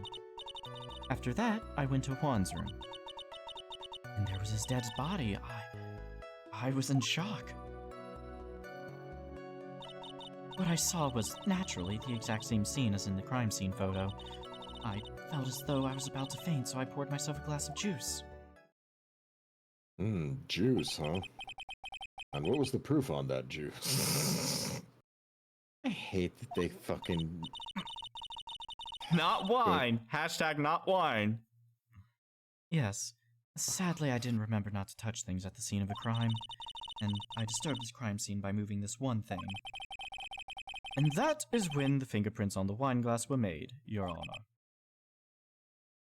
See. Well, Mr. Wright, you may cross-examine the witness. Phoenix. She is one cool and collected customer, and she has the brains to match. Yeah, I know. In order to catch a person like her, you have to avoid head-on confrontations. You should disrupt her pacing. Disrupt her pacing? She's the type of woman who is easily thrown off by things inconsistent with her thinking, so you have to attack when she least expects it. The instant you let up on your offense is the instant this trial is over. Understand? Yeah. Yeah, I think so.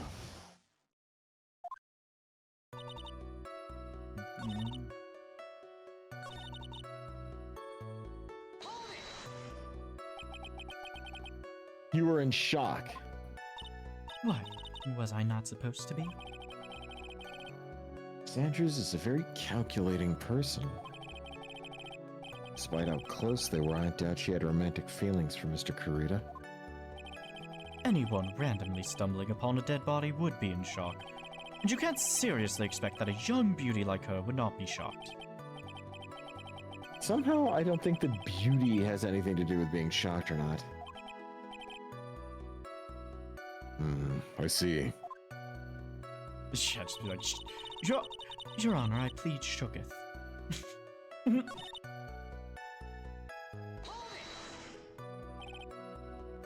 Juice.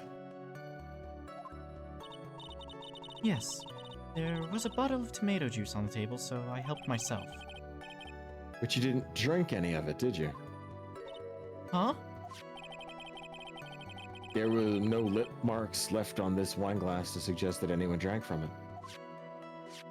I wasn't feeling terribly great, so I set the glass down without drinking it. But you... Miss Andrews, I'd like to confirm with you one more time. When you discovered the dead body of Juan Kurita, you were in great shock. And that's when you poured yourself a glass of juice, correct? And what of it? My mind really was a complete blank at the time. Your mind was a complete blank. I didn't think that was possible for you. Aren't you rude today? I was so dazed that I made one careless mistake. That one thing. What one thing? Never mind. It's no big deal. Your Honor, am I gonna have to bust out the psych locks? No, Phoenix, go ahead and press.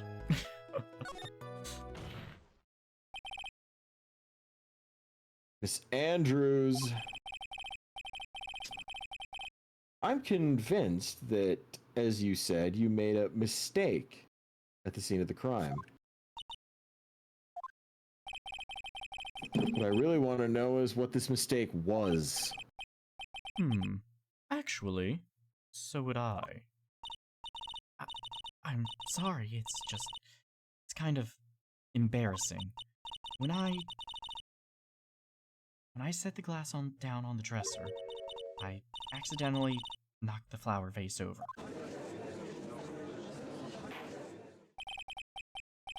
Flower vase? Are you talking about the one on the floor in the crime photo? This mess of glass shards. It was originally on top of the dresser, but when I bumped into it with my elbow, it fell onto the guitar case. Why did you withhold such an important piece of information? I'm sorry, I thought that since the crime scene was already in disarray, that people would simply assume the vase was just another part of the mess. It looks like yet another fact has come to light. Please add this and everything else you have to reveal your testimony. I'm sorry, but I have nothing more to add. I didn't touch anything else.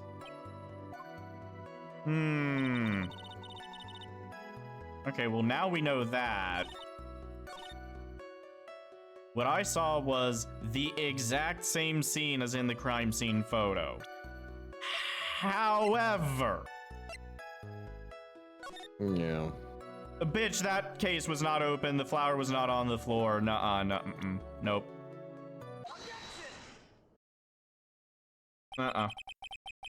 You testified that you knocked the flower vase over, is that correct? Yes. All right. You're sure it fell onto the guitar case? Is there some problem with what I said? It's not some problem, it's a major problem.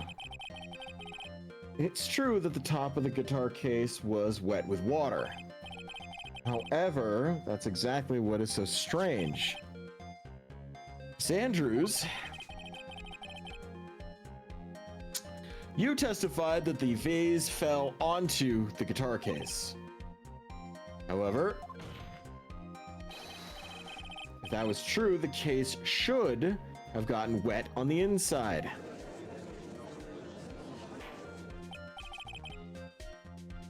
That's very true. Furthermore, there's one other strange thing about this guitar case. And what is that? Well, let's take another look at the crime scene photo. The remains of the vase are scattered on the floor. And what's wrong with that? If the guitar case was open, then when the vase fell, the glass shards would be inside, not outside the case. What is your point, right? That the case was closed at the time the vase was knocked over? Is that all? No, think back to what Miss Andrews testified to. She said that other than the vase, she didn't touch anything else. That's right. She did explicitly say that she didn't touch the guitar case. But this whole matter with the guitar case is a dead end. The bright red guitar was found at the studio. It has no bearing on this case at all. Well, that may very well be. However, there's an empty guitar case that doesn't seem to have any relation to this case, doesn't it? It seems that there is no deeper meaning to the guitar case. Well, Mr. Wright, do you think we need to hear more details about this guitar case? Absolutely. The empty guitar case. I believe it's a crucial piece of the puzzle. Huh. I can't believe anyone would reach for straws like this. But it is you, right? I can't believe I'm doing this either. All right, I'll follow along for now. Miss Andrews, please testify to the court about the guitar case. Yes, Your Honor. I wonder if there's a way I can blink in Morse code that Maya needs help to Edgeworth. I don't remember too clearly because I was a bit dazed. I suppose I must have opened the guitar case after I knocked the vase over. It's not a big deal though, right? The case was empty after all. As for why I opened the case, even I don't know. Well, that looks like this really wasn't a very important point. This wastefulness is such a familiar feeling by now that it's almost comforting. Anyways, I'll just go ahead and start the cross-examination. Using any way to change the topic. A convenient escape for a weak man. Thanks, Miles. Missed you too, buddy. Dick. Edgeworth has some bent up, feelings, I think, that he's just letting out. Yeah, a little bit. Also, it's kind of interesting that she says she opened it because that has her fingerprints on it. But that does not. Yeah.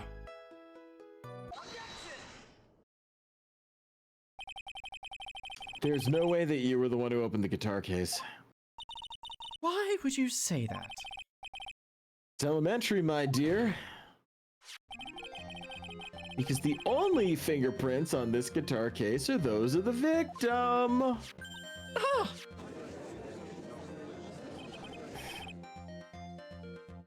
What is it, Miss Andrews? You shouldn't assume that I must have left prints just because I touched the case. What do you mean? What if I were to tell you that I was wearing gloves at the time?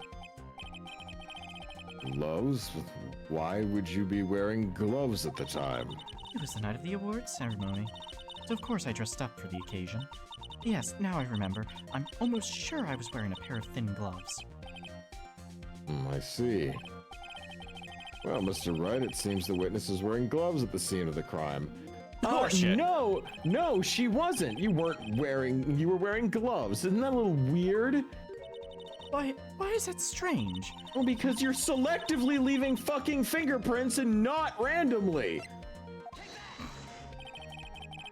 I have proof right here, this wine glass. It has your fingerprints on it.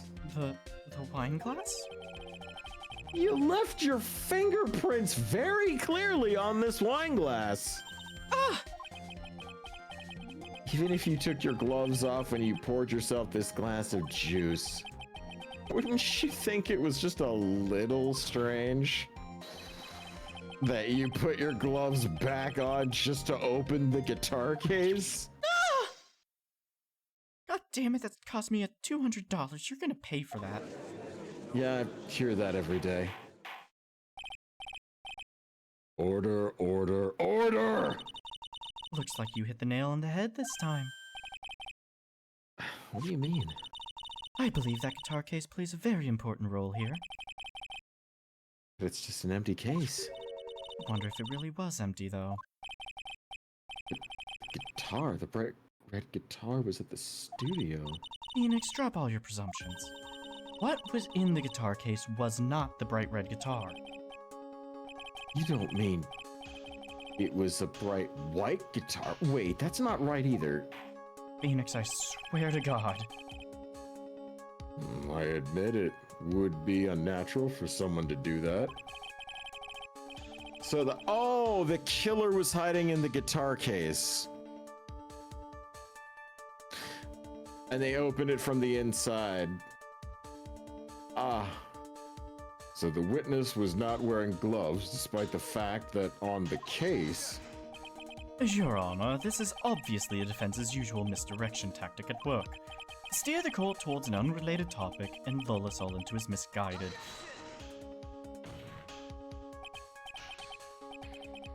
No, Your Honor, please. Recall that Miss Andrews had testified that the vase fell onto the guitar case.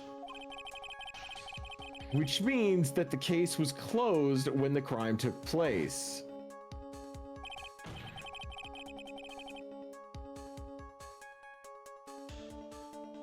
Hold on, I'm defending my reasoning. I said that there was a killer hiding in the guitar case, and Otman's like, "You're trying too hard now." I'm like, Bitch, "Please the killer see the flew in the last case. Like, please see the absurd last case for my evidence. Yeah, that dumb no. shit is totally plausible in this fucking thing. 1000% plausible. That is a plausible theory at this point. I am not gonna knock you for that one. However, it was wide open in this photo of the crime scene. I am sure this case has some relation to the murder. If you are so sure, right, then I'm sure you can somehow substantiate your outrageous claim, correct? Please, enlighten us as to why that guitar case has anything at all to do with this murder. Oh, could you do that, Mr. Wright? Well... Let's suppose for a second that the bright red guitar was not the only thing that could have been in the case. The bright red guitar not being the only thing? It skipped. So you intend to push your theory that the case was not empty, is that it, right? I wouldn't say something I didn't intend to prove. Deflate that head of yours, you haven't proven anything yet. Now then, let's have it. What was inside this case at the time of the murder? More than likely the costume. Let's take a look. This is the only thing that... It would either be this or... Yeah, like the fucking Let's present the killer. Nickel Samurai. Yeah. This is a photograph. Every time I look at it, it makes me laugh. But this is... Look at this graph. Look at this faggot. All right, anyways. Yes, but what is important is that it... Oh my god, I fucked myself up so bad from that dumb meme. God damn it. In this picture. Doesn't take a genius to see what I mean. What I'm proposing is... Inside the guitar was the Nickel Samurai, the hero's very own costume. What?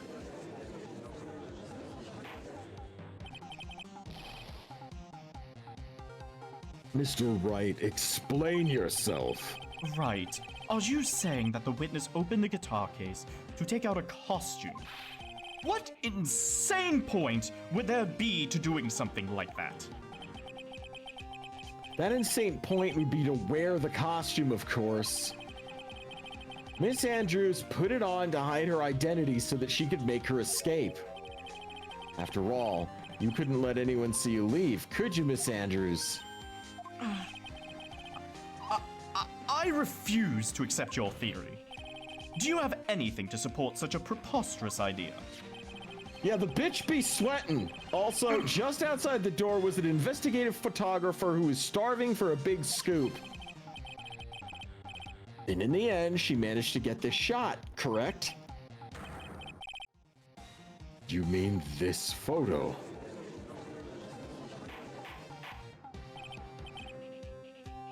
Order! Order! Looks like we've wandered into quite another mess again, haven't we? Nice job, Phoenix. Yeah, you know my strategy. Speak first, think later. At least he's honest. So the real murderer was hiding inside of a costume. But wait 1 second, Your Honor. The Nickel Samurai's costume would have been Mr. Matt on guards. Why would something of the defendant's be in the victim's room? And inside the guitar case of all places? True, that is a bit baffling. Mr. Wright, the court would like to hear your thoughts. What was the Nickel Samurai costume doing inside the guitar case? Well, I mean, Matt had his on. So it was likely a spare. Yeah. Mr. Engard didn't take his costume off during the break period. In that case, the costume we're talking about was a spare one. What? Then are you saying that on the night of the murder, there were 2 Nickel Samurai costumes at the Gatewater Hotel? You'd be surprised how often Phoenix used the argument, there were 2 of them, and it works. Yep. Yes, that is what I'm saying. And how do you explain the costume that was inside of the guitar case? It would mean that the victim himself had brought this spare to the ceremony on purpose. But why? The victim, Mr. Kurita, was the Jammin' Ninja. Why would he secretly bring the Nickel Samurai's spare costume with him? What would be the reason for such a peculiar act? And therein lies the sickening point. What are you mumbling to yourself about now? Have you just been rambling all this time without any sense of inner monologue? What? No, I just... Mr. Wright, please explain yourself. Why do you think the victim had a Nickel Samurai spare costume? Phoenix, are you sure you can explain this one? Think carefully before you answer, and then answer with gusto. I believe in you. I'd hope to answer with evidence and not gusto, but alright. This is what I think. The reason the victim brought the Nickel Samurai's spare costume to the hotel was... Oh.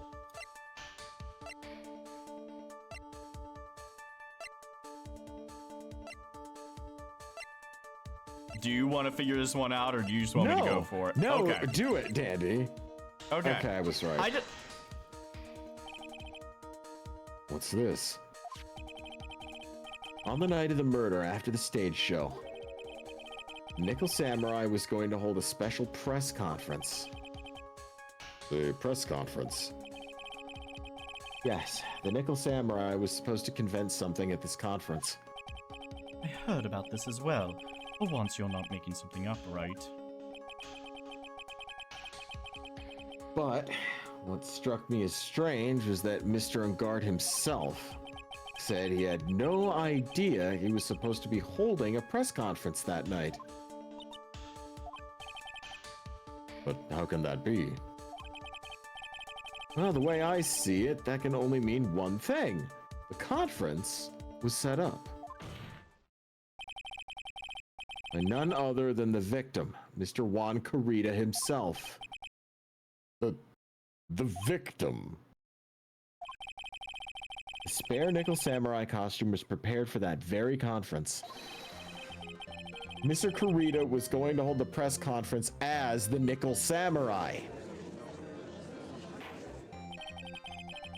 He was going to dress up as the Nickel Samurai and hold a conference. But why would the victim do such a thing? Well, that's something I don't quite know yet. However, what I am concerned with right now is what he intended to reveal at that conference. The Nickel Samurai was going to confess something. And by confess, I'd wager he was going to reveal something about himself. Which means that Juan Carita, posing as the Nickel Samurai, was going to speak about Matt Ungard. Yes, that is what it would mean. But if that's the case, that's not a confession, that's a public disclosure.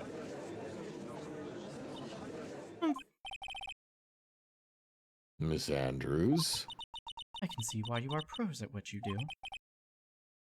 Pardon me? Yes, just as you say, the press conference was set up by Juan. Miss Andrews, please offer us an explanation for this. I was the one he asked to help set it up. And the person who prepared the second costume for him, that was also me. You? Juan had bet everything on the Jammin' Ninja this year. And if he lost the Grand Prix, he was going to make sure Matt was going down with him. That's what he thought, anyway. He was going to ruin him. Huh. It looked like... Oh, sorry, that was me. Yeah. Actually, hold on. I think we got something in... Yep. Dandy, check this shit out. Yeah, let me take a look. Whoa! Oh, I love that. Hold on, I'm gonna put that on screen. I have no idea why you're the one dressed like Phoenix when I'm the one voice acting him, but hey, it looks good anyways. Yeah. I guess we can. Yeah, I don't think it would. I don't think it would have worked very well if you were dressed up like Maya. Yeah, you know what? I could pull it off. Although that top would do good things for your cleavage, I'm thinking maybe. Exactly, I could pull it off. Oh baby, I know I could pull it off. Oh my god, not on stream. This is a family-friendly Christian channel, Ice. It's nice to know that you have no problems lying to your audience. I'm getting it pulled up. 1 second. Beto, the Okage King in chat, drew this for us, which is just this is wonderful. I'm struggling with the tie, which anytime I have to tie a tie in real life, I have to retie it about like 7 times to get the length correct because I'm so short. There's so many ties that like I have to have it like exactly like the back and the front have to be the exact same length because that's like the shortest it can possibly be. Otherwise, the tie reaches below my crotch if I don't tie it right. And I know your suggestion would probably be, well, get a shorter tie then. If I did that, I would have to shop in the kids section. I'm not fucking doing that. So, that's not actually. That is not what my suggestion would be, actually, Dandy. Actually, I'm curious. Yeah, what would the suggestion be? A fucking clip-on, you idiot. No, it's fun to tie the tie, though. Yeah, it's fun to tie the tie, though, but if it's practically impossible to fit on your body correctly, then you use a clip-on. That's, you know what? That's fair. Don't call him a little baby man. He's only 5'4". 5'2". Oh, little baby man, baby. Wow! Oh, baby Wow! man, baby man. No, I might be short, but I could bench press you. Maybe. I've been working out. You could probably curl me though, so I mean.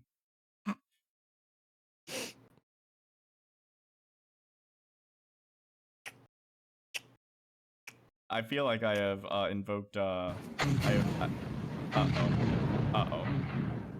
have invoked the wrath of the Ice Wolf, so I'm just gonna Oh, now you fucked up. Now you fucked up. Oh my god. Now you fucked up. You have fucked up now. Now you fucked up. Now you fucked up. Now you fucked up. Now you fucked up. Now you fucked up. Now you have fucked up. Didn't Ice lift you like a suitcase when you visited us? Yes. He also cracked my spine in about 3 different places, and it felt amazing. Yes, with very little effort or pressure. Yes. Anyways, I think you have dialogue to read. Yes, I do. Look, dialogue.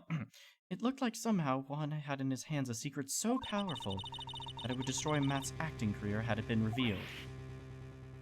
What?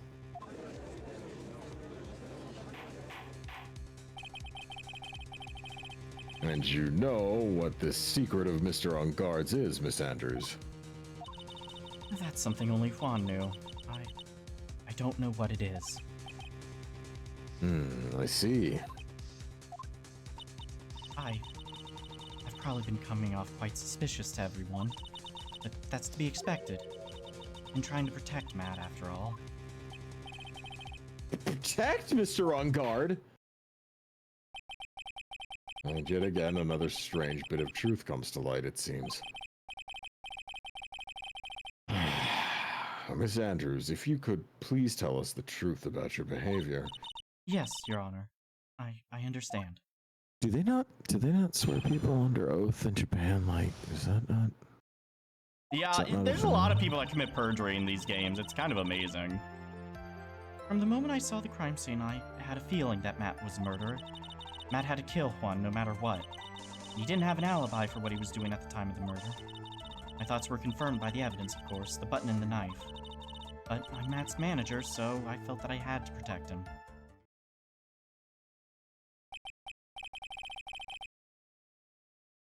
This does account for everything. Well, I am the logical type. We're finally seeing her true self. She is more nervous than a scared rabbit. If the defense can find no fault with his testimony, I am ready to make a ruling. Please keep that in mind as you cross-examine Mr. Wright. It looks like somehow everything has swung to the opposite sides of the scale again. That just means I've got to put my weight into this and turn her logic upside down. Jesus, example Daniel with a cursed emotes in chat. Oh god, is that Sonic and Sans? Oh. Oh no. Or is it the fucking like Okay, yeah, Journey Engine, I know we're not in Japan, we're in Japanifornia, and it's up to 5 years prison sentence for perjury. Huh? Would you say that was your intuition speaking to you? Your woman's intuition? Don't confuse my methods of reasoning with your own. Hey, my woman's intuition is standing right next to me. Phoenix. If you want to prove that someone did something, you need 3 things. There's another fucking picture in chat. I don't like how you're holding back a laugh, and I also don't like that it's from Mizu. I'm afraid to click on this, but let's click on it anyway.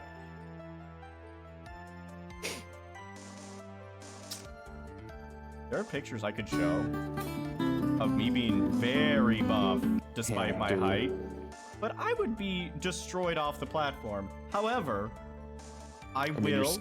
You are standing right next to me on a box. Like I said, I may be short, but I am still strong. I'm still swole. Anyways, let me just... We're just gonna call this one, we're gonna call this file Dandy Napoleon Complex. That Oh, seems for funny. fuck's sakes. Let me just, because it is fucking funny. Oh, just perfectly over Phoenix's face, too. Just from Mizu in chat. Even if it's at my expense, I still love it. Thank you. Oh, fucking Christ. A motive, an opportunity to commit the crime, and finally, decisive evidence. And if you think these three things through, the answer becomes quite clear. You should have known that already, Phoenix. Well, they didn't teach us that in school, at least not from what I remember. Phoenix, this is Law 101. How the fuck did they not teach that to you? I May I had continue amnesia now? recently. Yes! Oh, that feels sus. Oh wait, shit. Hold on. I just accidentally clicked off the game screen and oh, hold on. Fucking no, stop. There we go. It was trying to open DaVinci, and I'm like, no, don't open that right now. But didn't you already testify earlier that Mr. Engard was taking a nap in his room? Are you telling me now that that too was also a lie so you could cover for Mr. Engard? I'm not telling you anything of the sort. When I went to get him for the show, he honestly was sleeping. However, as to whether he was sleeping the entire time, that I cannot say. I was too busy setting up the stage at the time. I keep trying, but I can find no flaws with what Miss Andrews has said. I can't say the same for people here in this courtroom, however. The judge is glaring straight at Mia. He's glaring at you, smartass.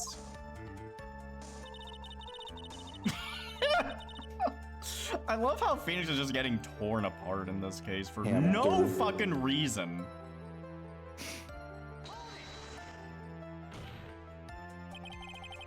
You can hardly call the knife decisive evidence. The fingerprints on the knife could very well be a clever camouflage. Then, what about the button? The button? It's clear from the crime scene that the victim and his murderer fought. And during the fight, the killer ripped the button from the Jammin' Ninja's costume. You're talking about this button, correct? That button was found in the pleats of Matsukama. Isn't that correct? I would think that makes it very decisive evidence. Well, looks like you were outfoxed again, Mr. Wright. Anyway, the knife doesn't prove a thing. Please fix your testimony. I can't stand the sight of a man who can't gracefully accept his defeat.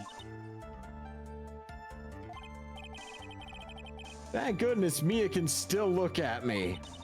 With an icy stare, yes. Stop reading my mind! Miss Andrews, for Mr. Wright's sake, please add this information to your testimony. Don't fucking sass us, Your Honor. You got reamed by a windbag of a fossil. Preach it, Numar. Fucking Christ. That button was torn off of Juan during his fight with Matt. We kind of established there wasn't really a fight because he was strangled, not stabbed.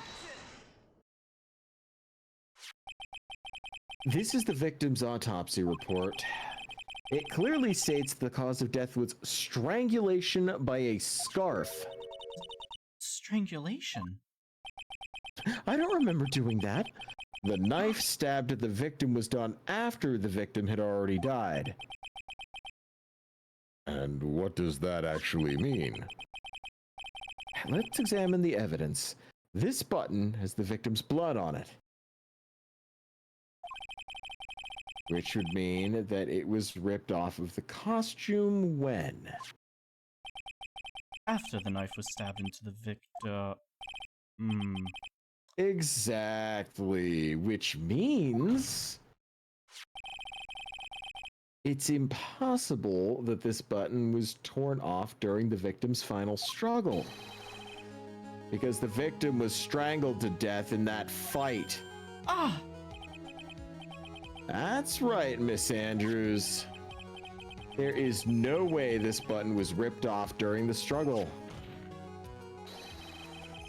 This button was consciously pulled off the victim's already dead body. Sorry, I accidentally clicked a little too fast on that one. Order, order! What is the meaning of... What is the meaning of this, right? So what if the button was torn off the body after the victim had already died? What does that change? Let me ask you one simple question, Mr. Edgeworth. Why was the button torn off? What purpose did that serve? What purpose? We know that this button was not torn off during the fight. So the murderer took the time and effort to purposely rip this from the victim's body. That would mean that the murderer had something in mind, wouldn't it? Mr. Wright, does this mean you know what the murderer wanted to do with this button? What was it? Obviously, to pin the crime on guard.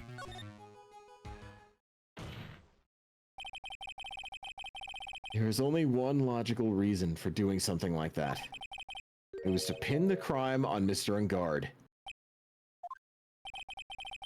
There's no way anyone would have put a bloodied button on their own pants. That's right! Mr. Ungard was set up! By the real killer, of course.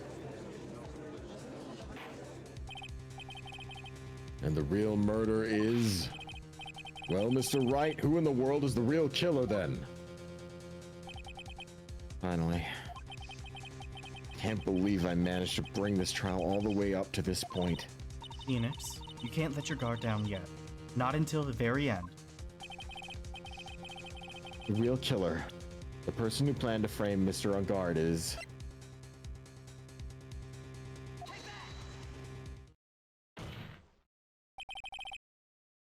Miss Adrian Andrews. I choose you! You... Lawsuit from Nintendo impending. You are Mr. Kurita's killer. Oh, what? Her glasses exploded.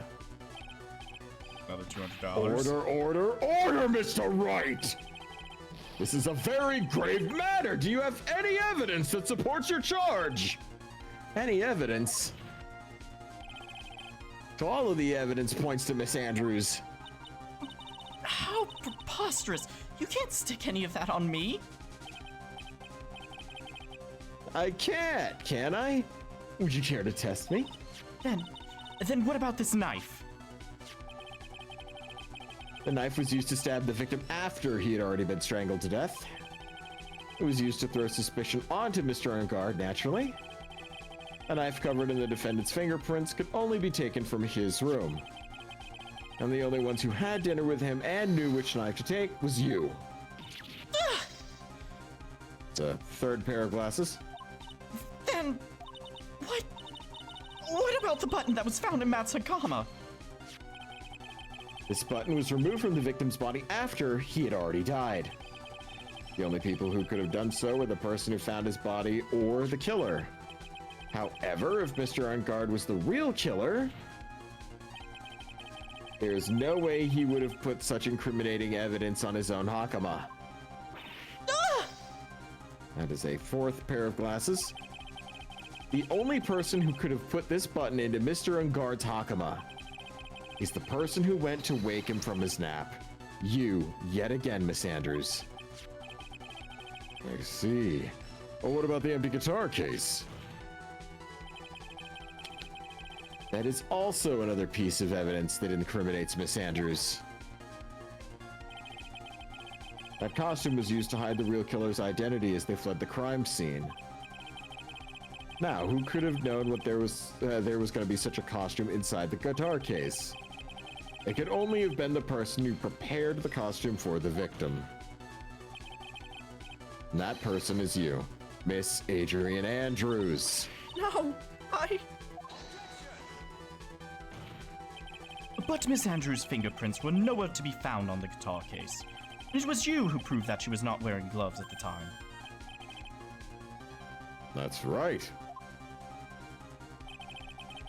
That's because she didn't intend on leaving any prints.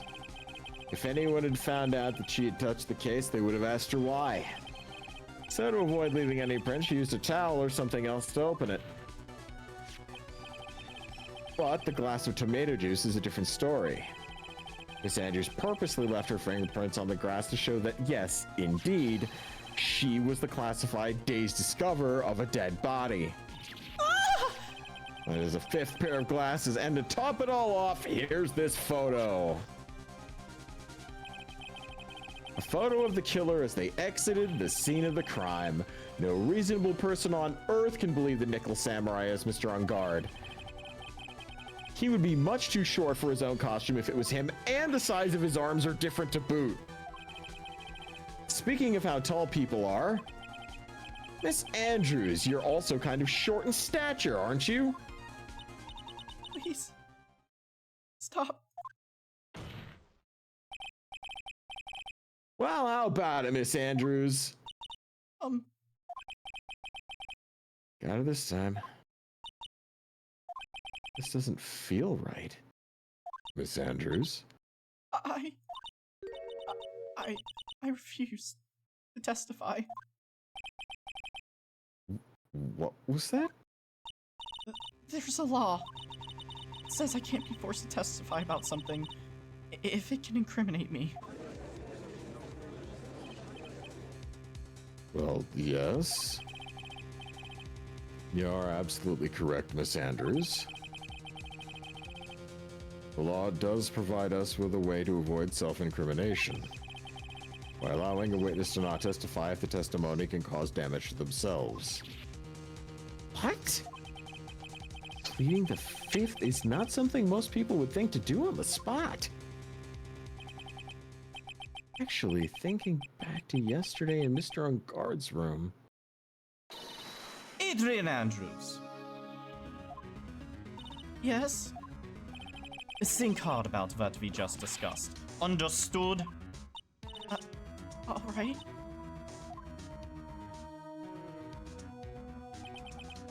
That's it. That's what Francisca planted this idea into her head. She must have told Miss Andrews to not testify if things look bad. You did a good job proving everything up to this point, Phoenix. There's still one thing you haven't done. Something I haven't done? What's wrong, right? Are you finished already? We've run out of evidence? What's so humorous, Mr. Edgeworth? I'm sure you realize this as well, Your Honor. But everything the good lawyer here has proven up to this point is meaningless. What? Everything you have proven is circumstantial. Circumstantial? Yes, circumstantial. Look it up, right? You have yet to provide a single piece of evidence. Single piece of definitive proof. Fuck. Proof that Ms. Andrews did, in fact, harbor a wish to murder Mr. Corrida.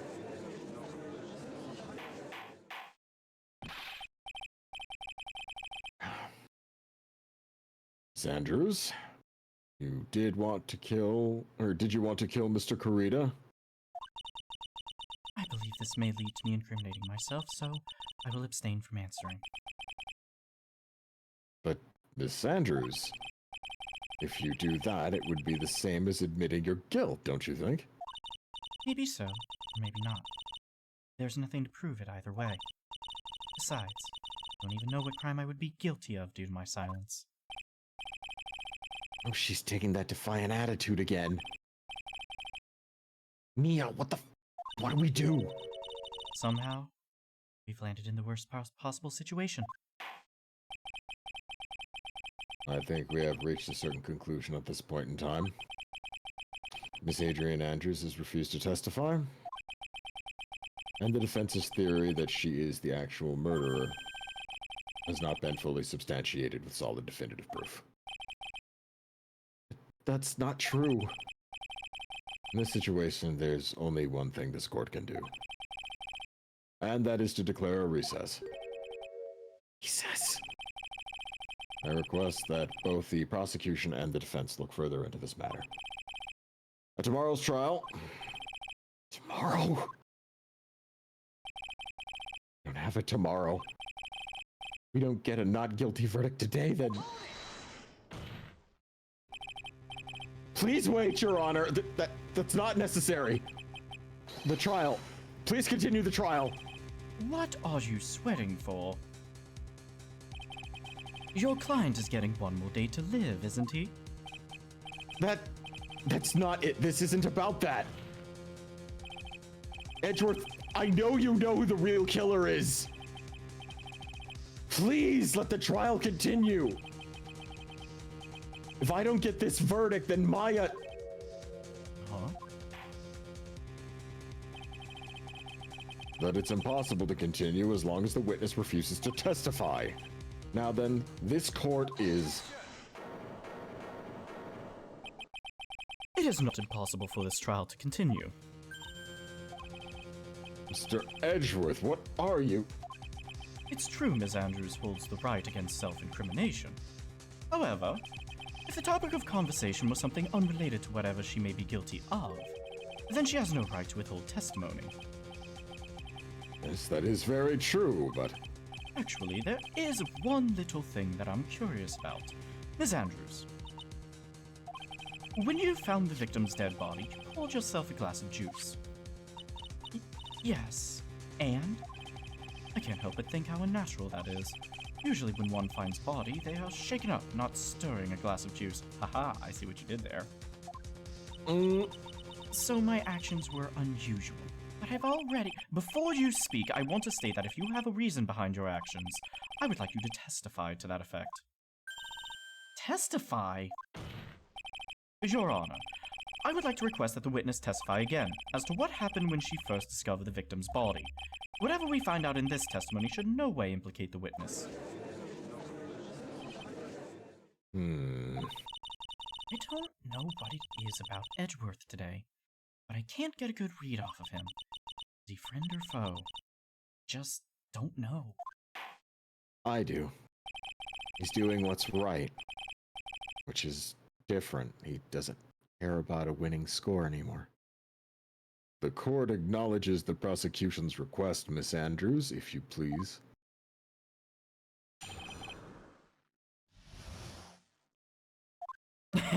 Oro in chat, he's doing right. I mean, doing what's right, not Phoenix right, but I should call him. I should call it. Fuck. That glass of juice, I didn't really pour it for myself. I was surprised when I walked into the room and saw it in that messy state. And Juan, he was sitting slumped over and tired looking in the corner. When I saw him sitting like that, the thought that he was dead didn't cross my mind. To be honest, I thought he had just fainted or something. So I went to pour him some juice. When I realized that he was dead, that's when I knocked the flower vase over. Oh, Jesus, that is the most flaccid milquetoast bass backwards. Holy This should in no way incriminate yourself. Literally incriminates herself aggressively. Man, I don't know. He just seemed like he was sleeping. He was sleeping with a knife in his torso. He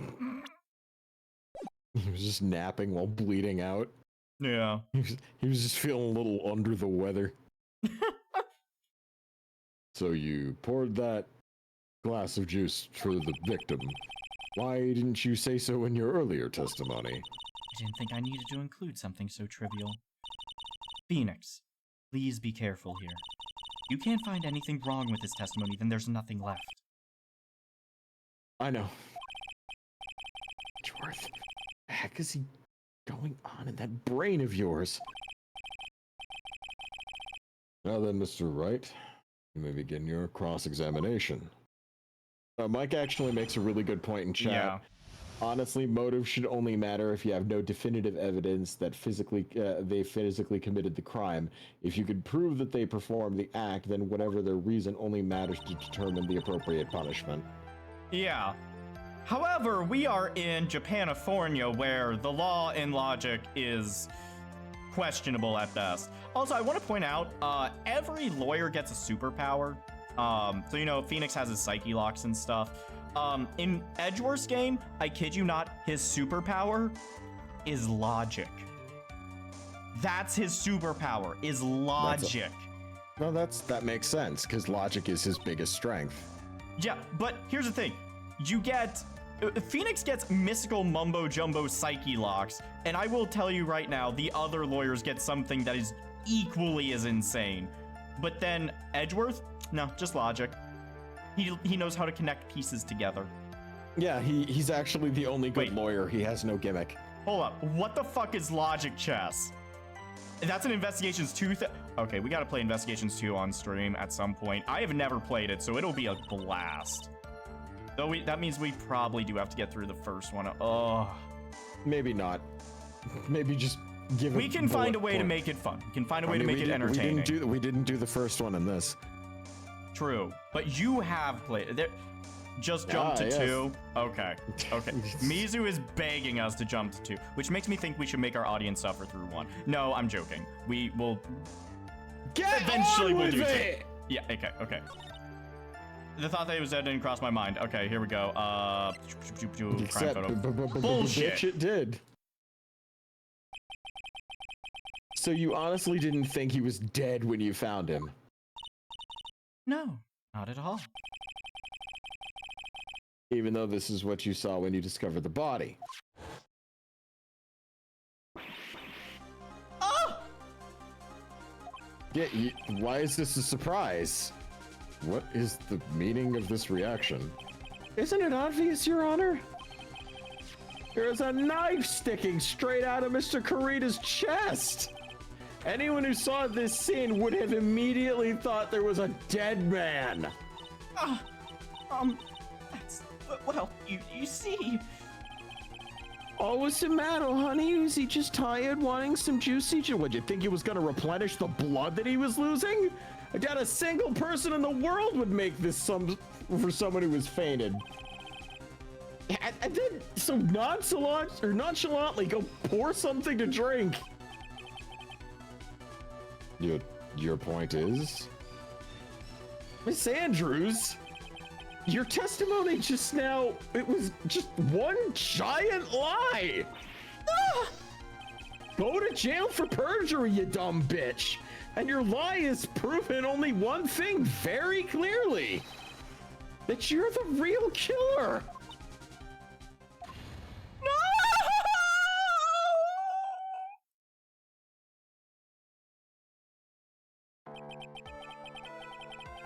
It looks like the defense has somehow brought the ugly truth to light. The defendant, Mr. Madangard, is not guilty after all. But that's impossible. You're wrong. Miss Andrews, try and have some composure. It wasn't me. It wasn't me, I tell you. It was Matt, I swear it. He's the one who killed Juan. But you were the one who refused to testify. And your reason for not doing it was you might end up incriminating yourself. That's because... Miss Andrews, I will give you one last chance. What exactly are you hiding that might incriminate you? I refuse to testify.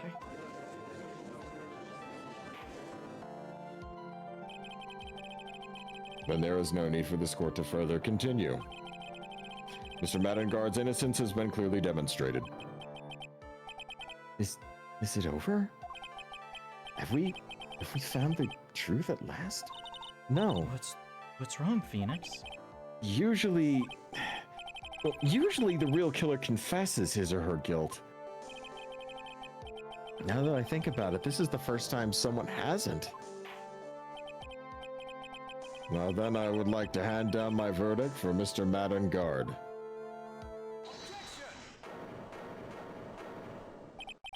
Your Honor, the prosecution feels that it would be premature to pass down a verdict at this time. What? The reason is quite simple. This witness has yet to speak the absolute real truth.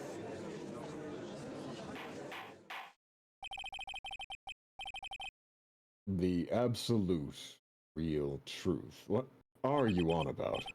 Witness, don't you understand yet? Huh? I don't know who planted this silly idea in your head, but as long as you protect yourself through your silence, Mattengard will go free, and in his place, you will become the guilty party. That's a lie. I don't believe you. What? I was told if I spoke, then it would be all over, and Matt would never be declared guilty. Wait, what in the world is she talking about? Has she lost it? I can't speak about it. I'm too scared. It's Franziska von Karma. What? Don't you remember, Phoenix? Miss Andrews lives by gripping tightly onto the words of another, as she doesn't have the strength to believe in herself. Then, right now, Miss Andrews is being codependent with Franziska. Yesterday, she was tossed a lifesaver by Miss von Karma. Don't say a word, no matter what happens. If you do, Mattengard will be acquitted. Miss Andrews undyingly believes in those words right now, and is clinging on to them. What do we do? This is the first time I've ever come across anything like this. Miss Andrews has to be the killer, right? No. All we have to do now is get her not guilty. That's my only priority. It wasn't me! I'm begging you, please believe me. I didn't kill Juan. Help. Please. Someone. Help me. Mr. Wright. Yes, Your Honor. The court can't continue on like this, therefore I'd like to hear what you intend to do. What I intend to do? What am I supposed to do? What am I supposed to say? Right. I suggest you think very carefully about this. Think about what this witness did, and what she did not do. And think about who is the real mastermind behind this crime. Who's the real mastermind? Isn't it obvious? There's no one else that could be over here except the woman crying over there, right? No. Come now, what will you do? What kind of man are you, Mr. Phoenix Wright? Well, Ice, what's your decision?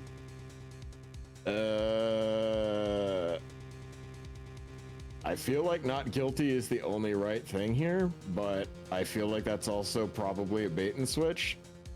So she should have to testify the full truth. Is that not the case? I have to win a complete acquittal today. There's no way around it. But I can't bring myself to do it like this. Not when she's making a face like that. Miss Andrews, I'd like to know what you're really hiding. Mr. Wright, are you sure you know what you're doing? Sure, Mr. Arngard would get an acquittal, but in his place, you'd be found guilty. Is this how you really want this trial to end? Be quiet. How dare you? You're trying to trick me. That's enough. I commend you for trying, Mr. Edgeworth. However, it's clear that the defense's theory is the truth. You're wrong.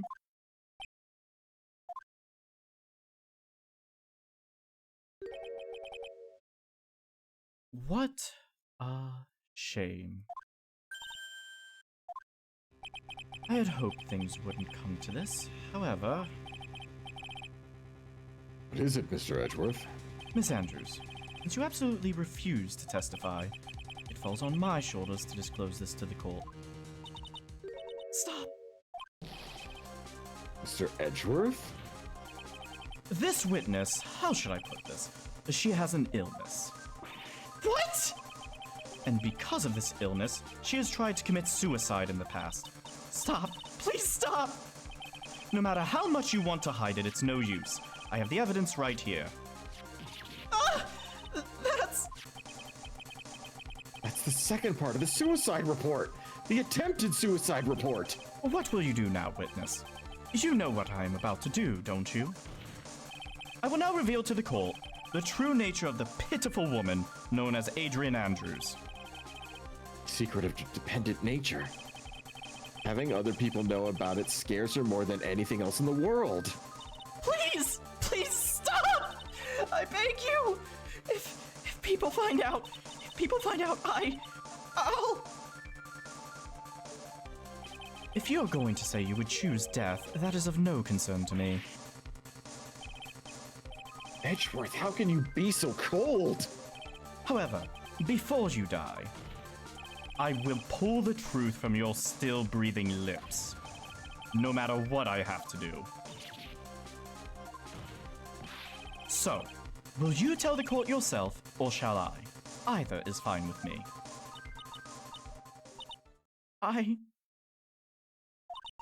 I'll talk, but please, help me.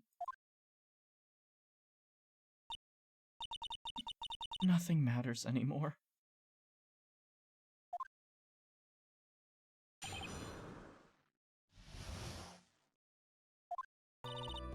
When I first saw him, I really thought he had fainted, honest.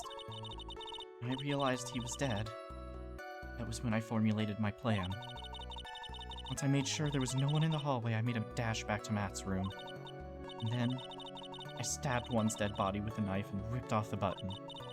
Just when I finished and was returning to Matt's room, I had a bit of an inconvenience. That's why I ended up using the Nickel Samurai costume.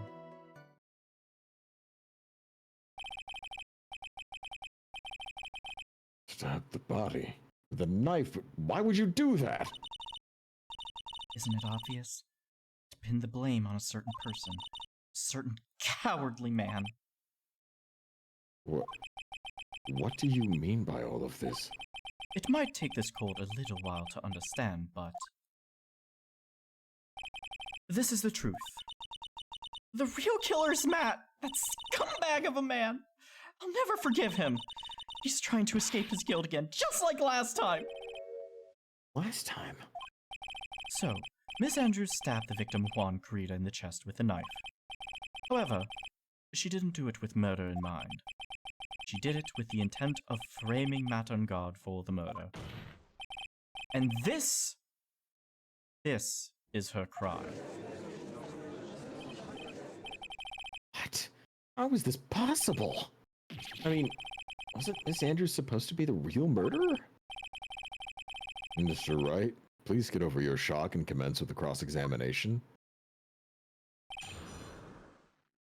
I don't know whether to slap Edgeworth on the mouth or kiss him again. Right, he's very back and forth in this case. But you could tell from the state the room was in that there must have been a fight. Are you telling me the truth when you say that you didn't know he was dead? He had a scarf tied around his neck. That scarf was a part of the Jammin' Ninja's costume, so I didn't think anything about it was strange. His head was also tilted down a bit, so I couldn't see his face all that well. That's why I thought I'd wake him up and went to pour the juice.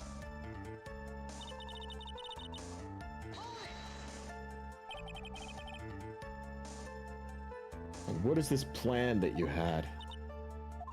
I knew right away the murderer was Matt. I knew because Juan, he was going to expose Matt's weakest weak point to the world. So Matt did this to stop Juan and silence him for good. That's when I thought I should forge some evidence and pin this crime on Matt. So the forged piece of evidence were the knife and the button. And the first thing that came to mind was to plant the knife. Once I had made sure there was no one in the hallway, I made a dash back to Matt's room. I don't know why I read that one, but... That's so you could get the knife, correct? The knife Matt used at dinner had his fingerprints all over it. I thought if I used that, then the police would certainly turn their eyes towards him. Matt was napping with his costume on at the time. slipped in, took the knife, and returned to the scene of the crime.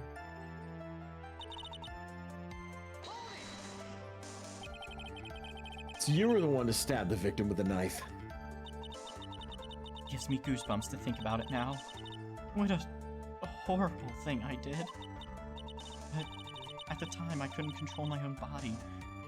It moved on its own. And when I stabbed Juan's dead body, I suddenly realized something. I used the button somehow. I could make Matt look even more suspect. So you thought to rip one of the buttons off and then plant it in Mr. Ungod's Hakama. Yes, that's what I had planned to do. But things never go that smoothly, do they?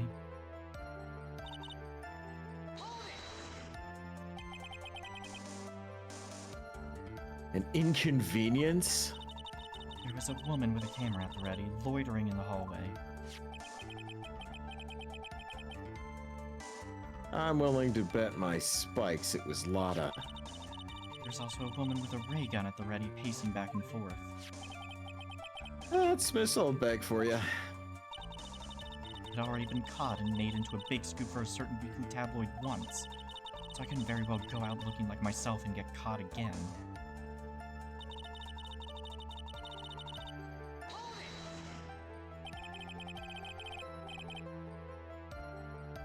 You were the one who prepared that costume, weren't you?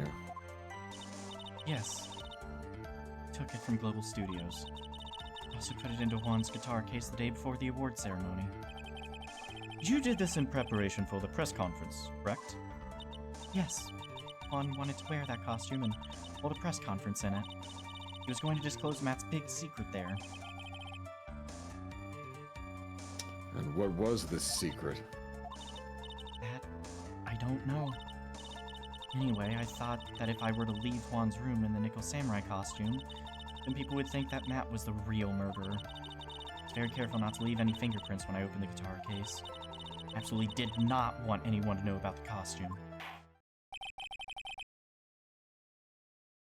I think we've heard enough. So after that, you went back to Mr. Onguard's room and planted the button. Into Matsukama? Yes. After that, I folded up the costume I was wearing and put it into a bag. I snuck it out of the hotel and got rid of it. My word. What does all this mean? Mr. Edgeworth, is it? The real criminal is Matt on guard. Yesterday, that woman prosecutor sat me down for a talk. Francisca, huh? She said that I should, under no circumstances, confess to what I had done. That if I just kept quiet, then Matt would be found guilty for sure. I had no choice but to believe in her words.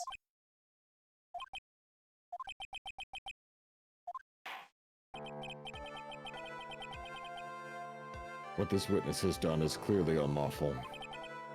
However, as long as her testimony stands, we can be certain she is not the real killer.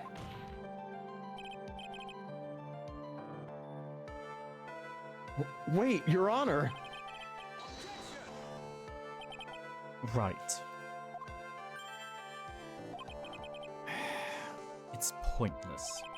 At this point in time, it is not possible to indict Miss Andrews on anything. Yes, exactly.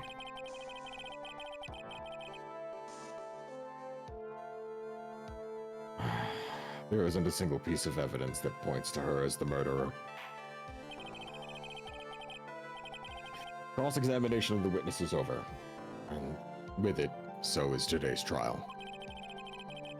You couldn't establish the witness was the culprit. Please, let it go, Mr. Wright. But... Mr. Edgeworth, please place Miss Andrews under arrest for further questioning. Understood, Your Honor. The prosecution will arrange for her detention immediately. That is all. Court is adjourned for today.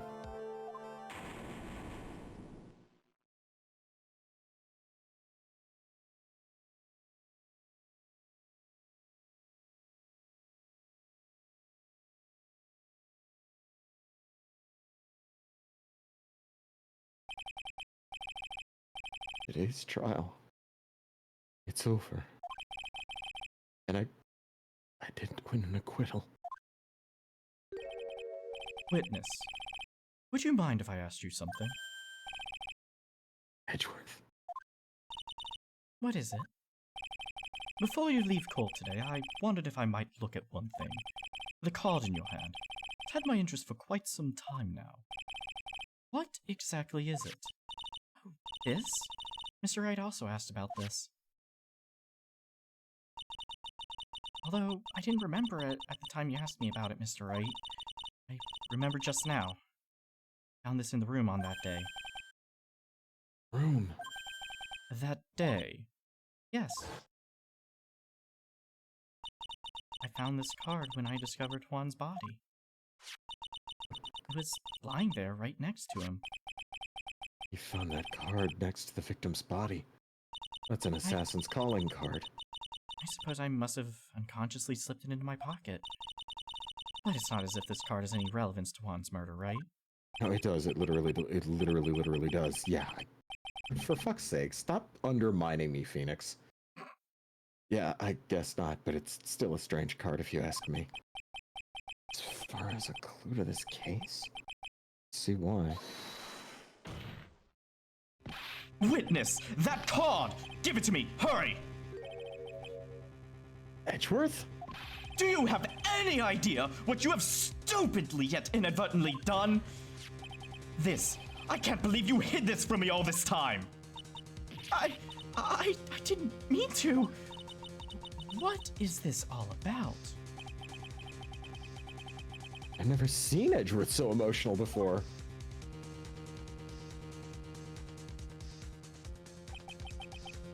That card. What in the world is it, and what does it mean?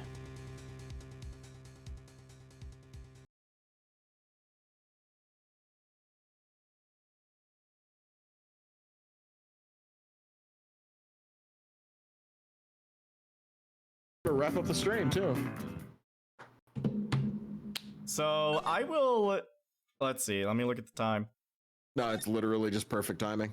Also, Yeah. I have to use the bathroom, so I'll be right back. Okay. Well, so let me just save one more time here. I'm gonna get a little, end music going here. Because I definitely want to chat with Ice a little bit on his thoughts, about this before we close out for tonight. Let's Ace Attorney, Justice for All, lobby. That's usually the OST, and there's a 30-minute one. See if it'll pop up on the...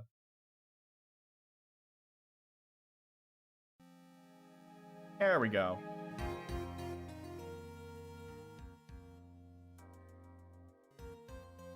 Perfect.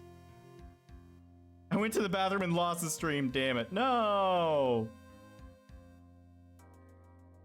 It's okay, Mizu.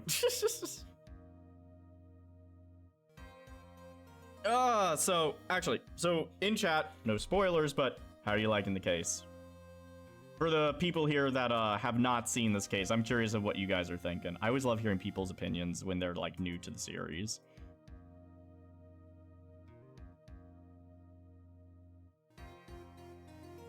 It's funny, one of the worst trials in the series is followed by one of the best. Yeah, for sure. This case is one of my favorites. Just the writing, the tension. After, everything that went through this, there's a lot of questions you start asking as the player, and it's like, this feels off. There's a key component here missing. But, we aren't going to find out until next time, so I'm very excited for next week.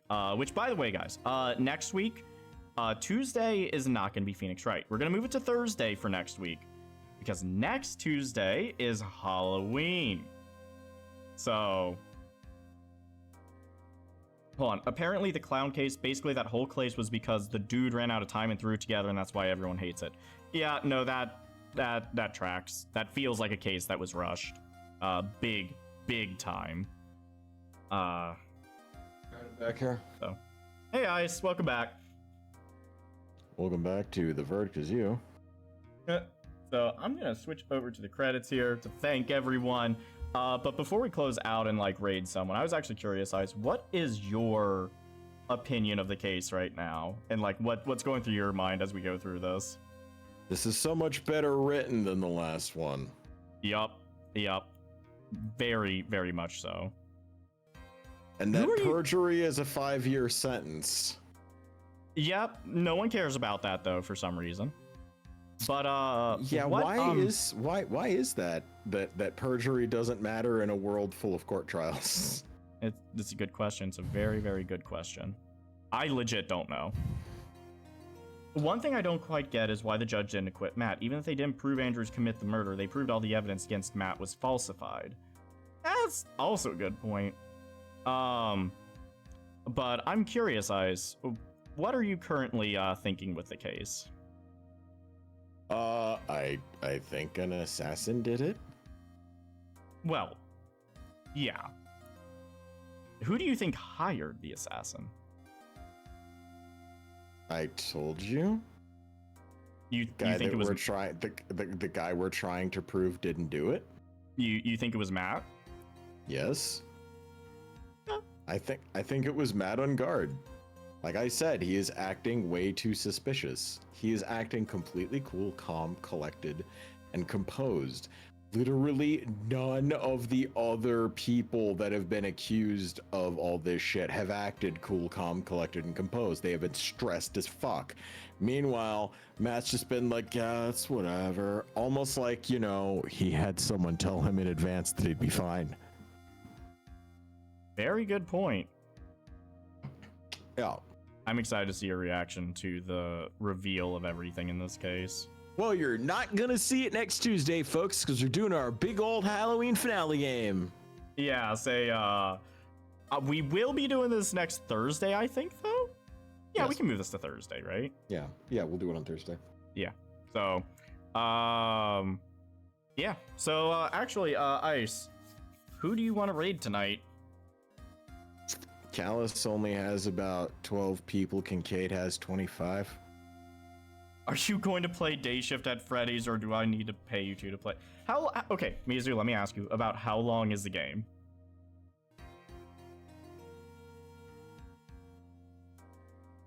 Newmar says, I don't know about Matt truly being involved. It has to be the assassin dude. Let's see. Day Shift at Freddy's can be done in about 1 to 2 hours. Okay.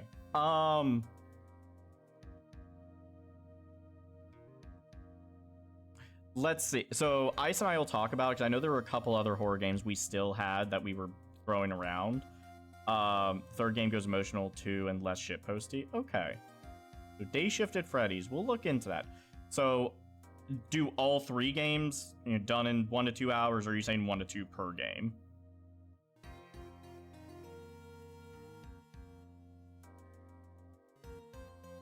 Good, my little autistic ass is happy. I feel like I say that at least once a day.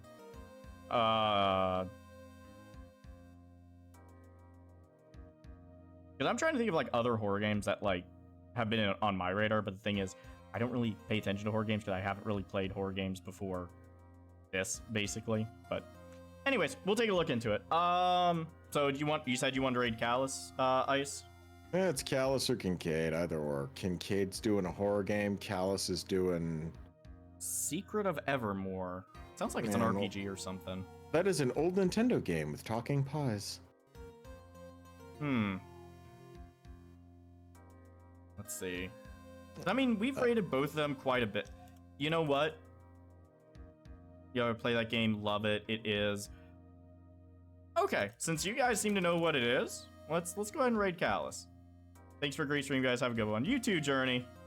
Yeah, drive safely, guys. All right, getting the raid ready here. All right, Twitch is prepping it.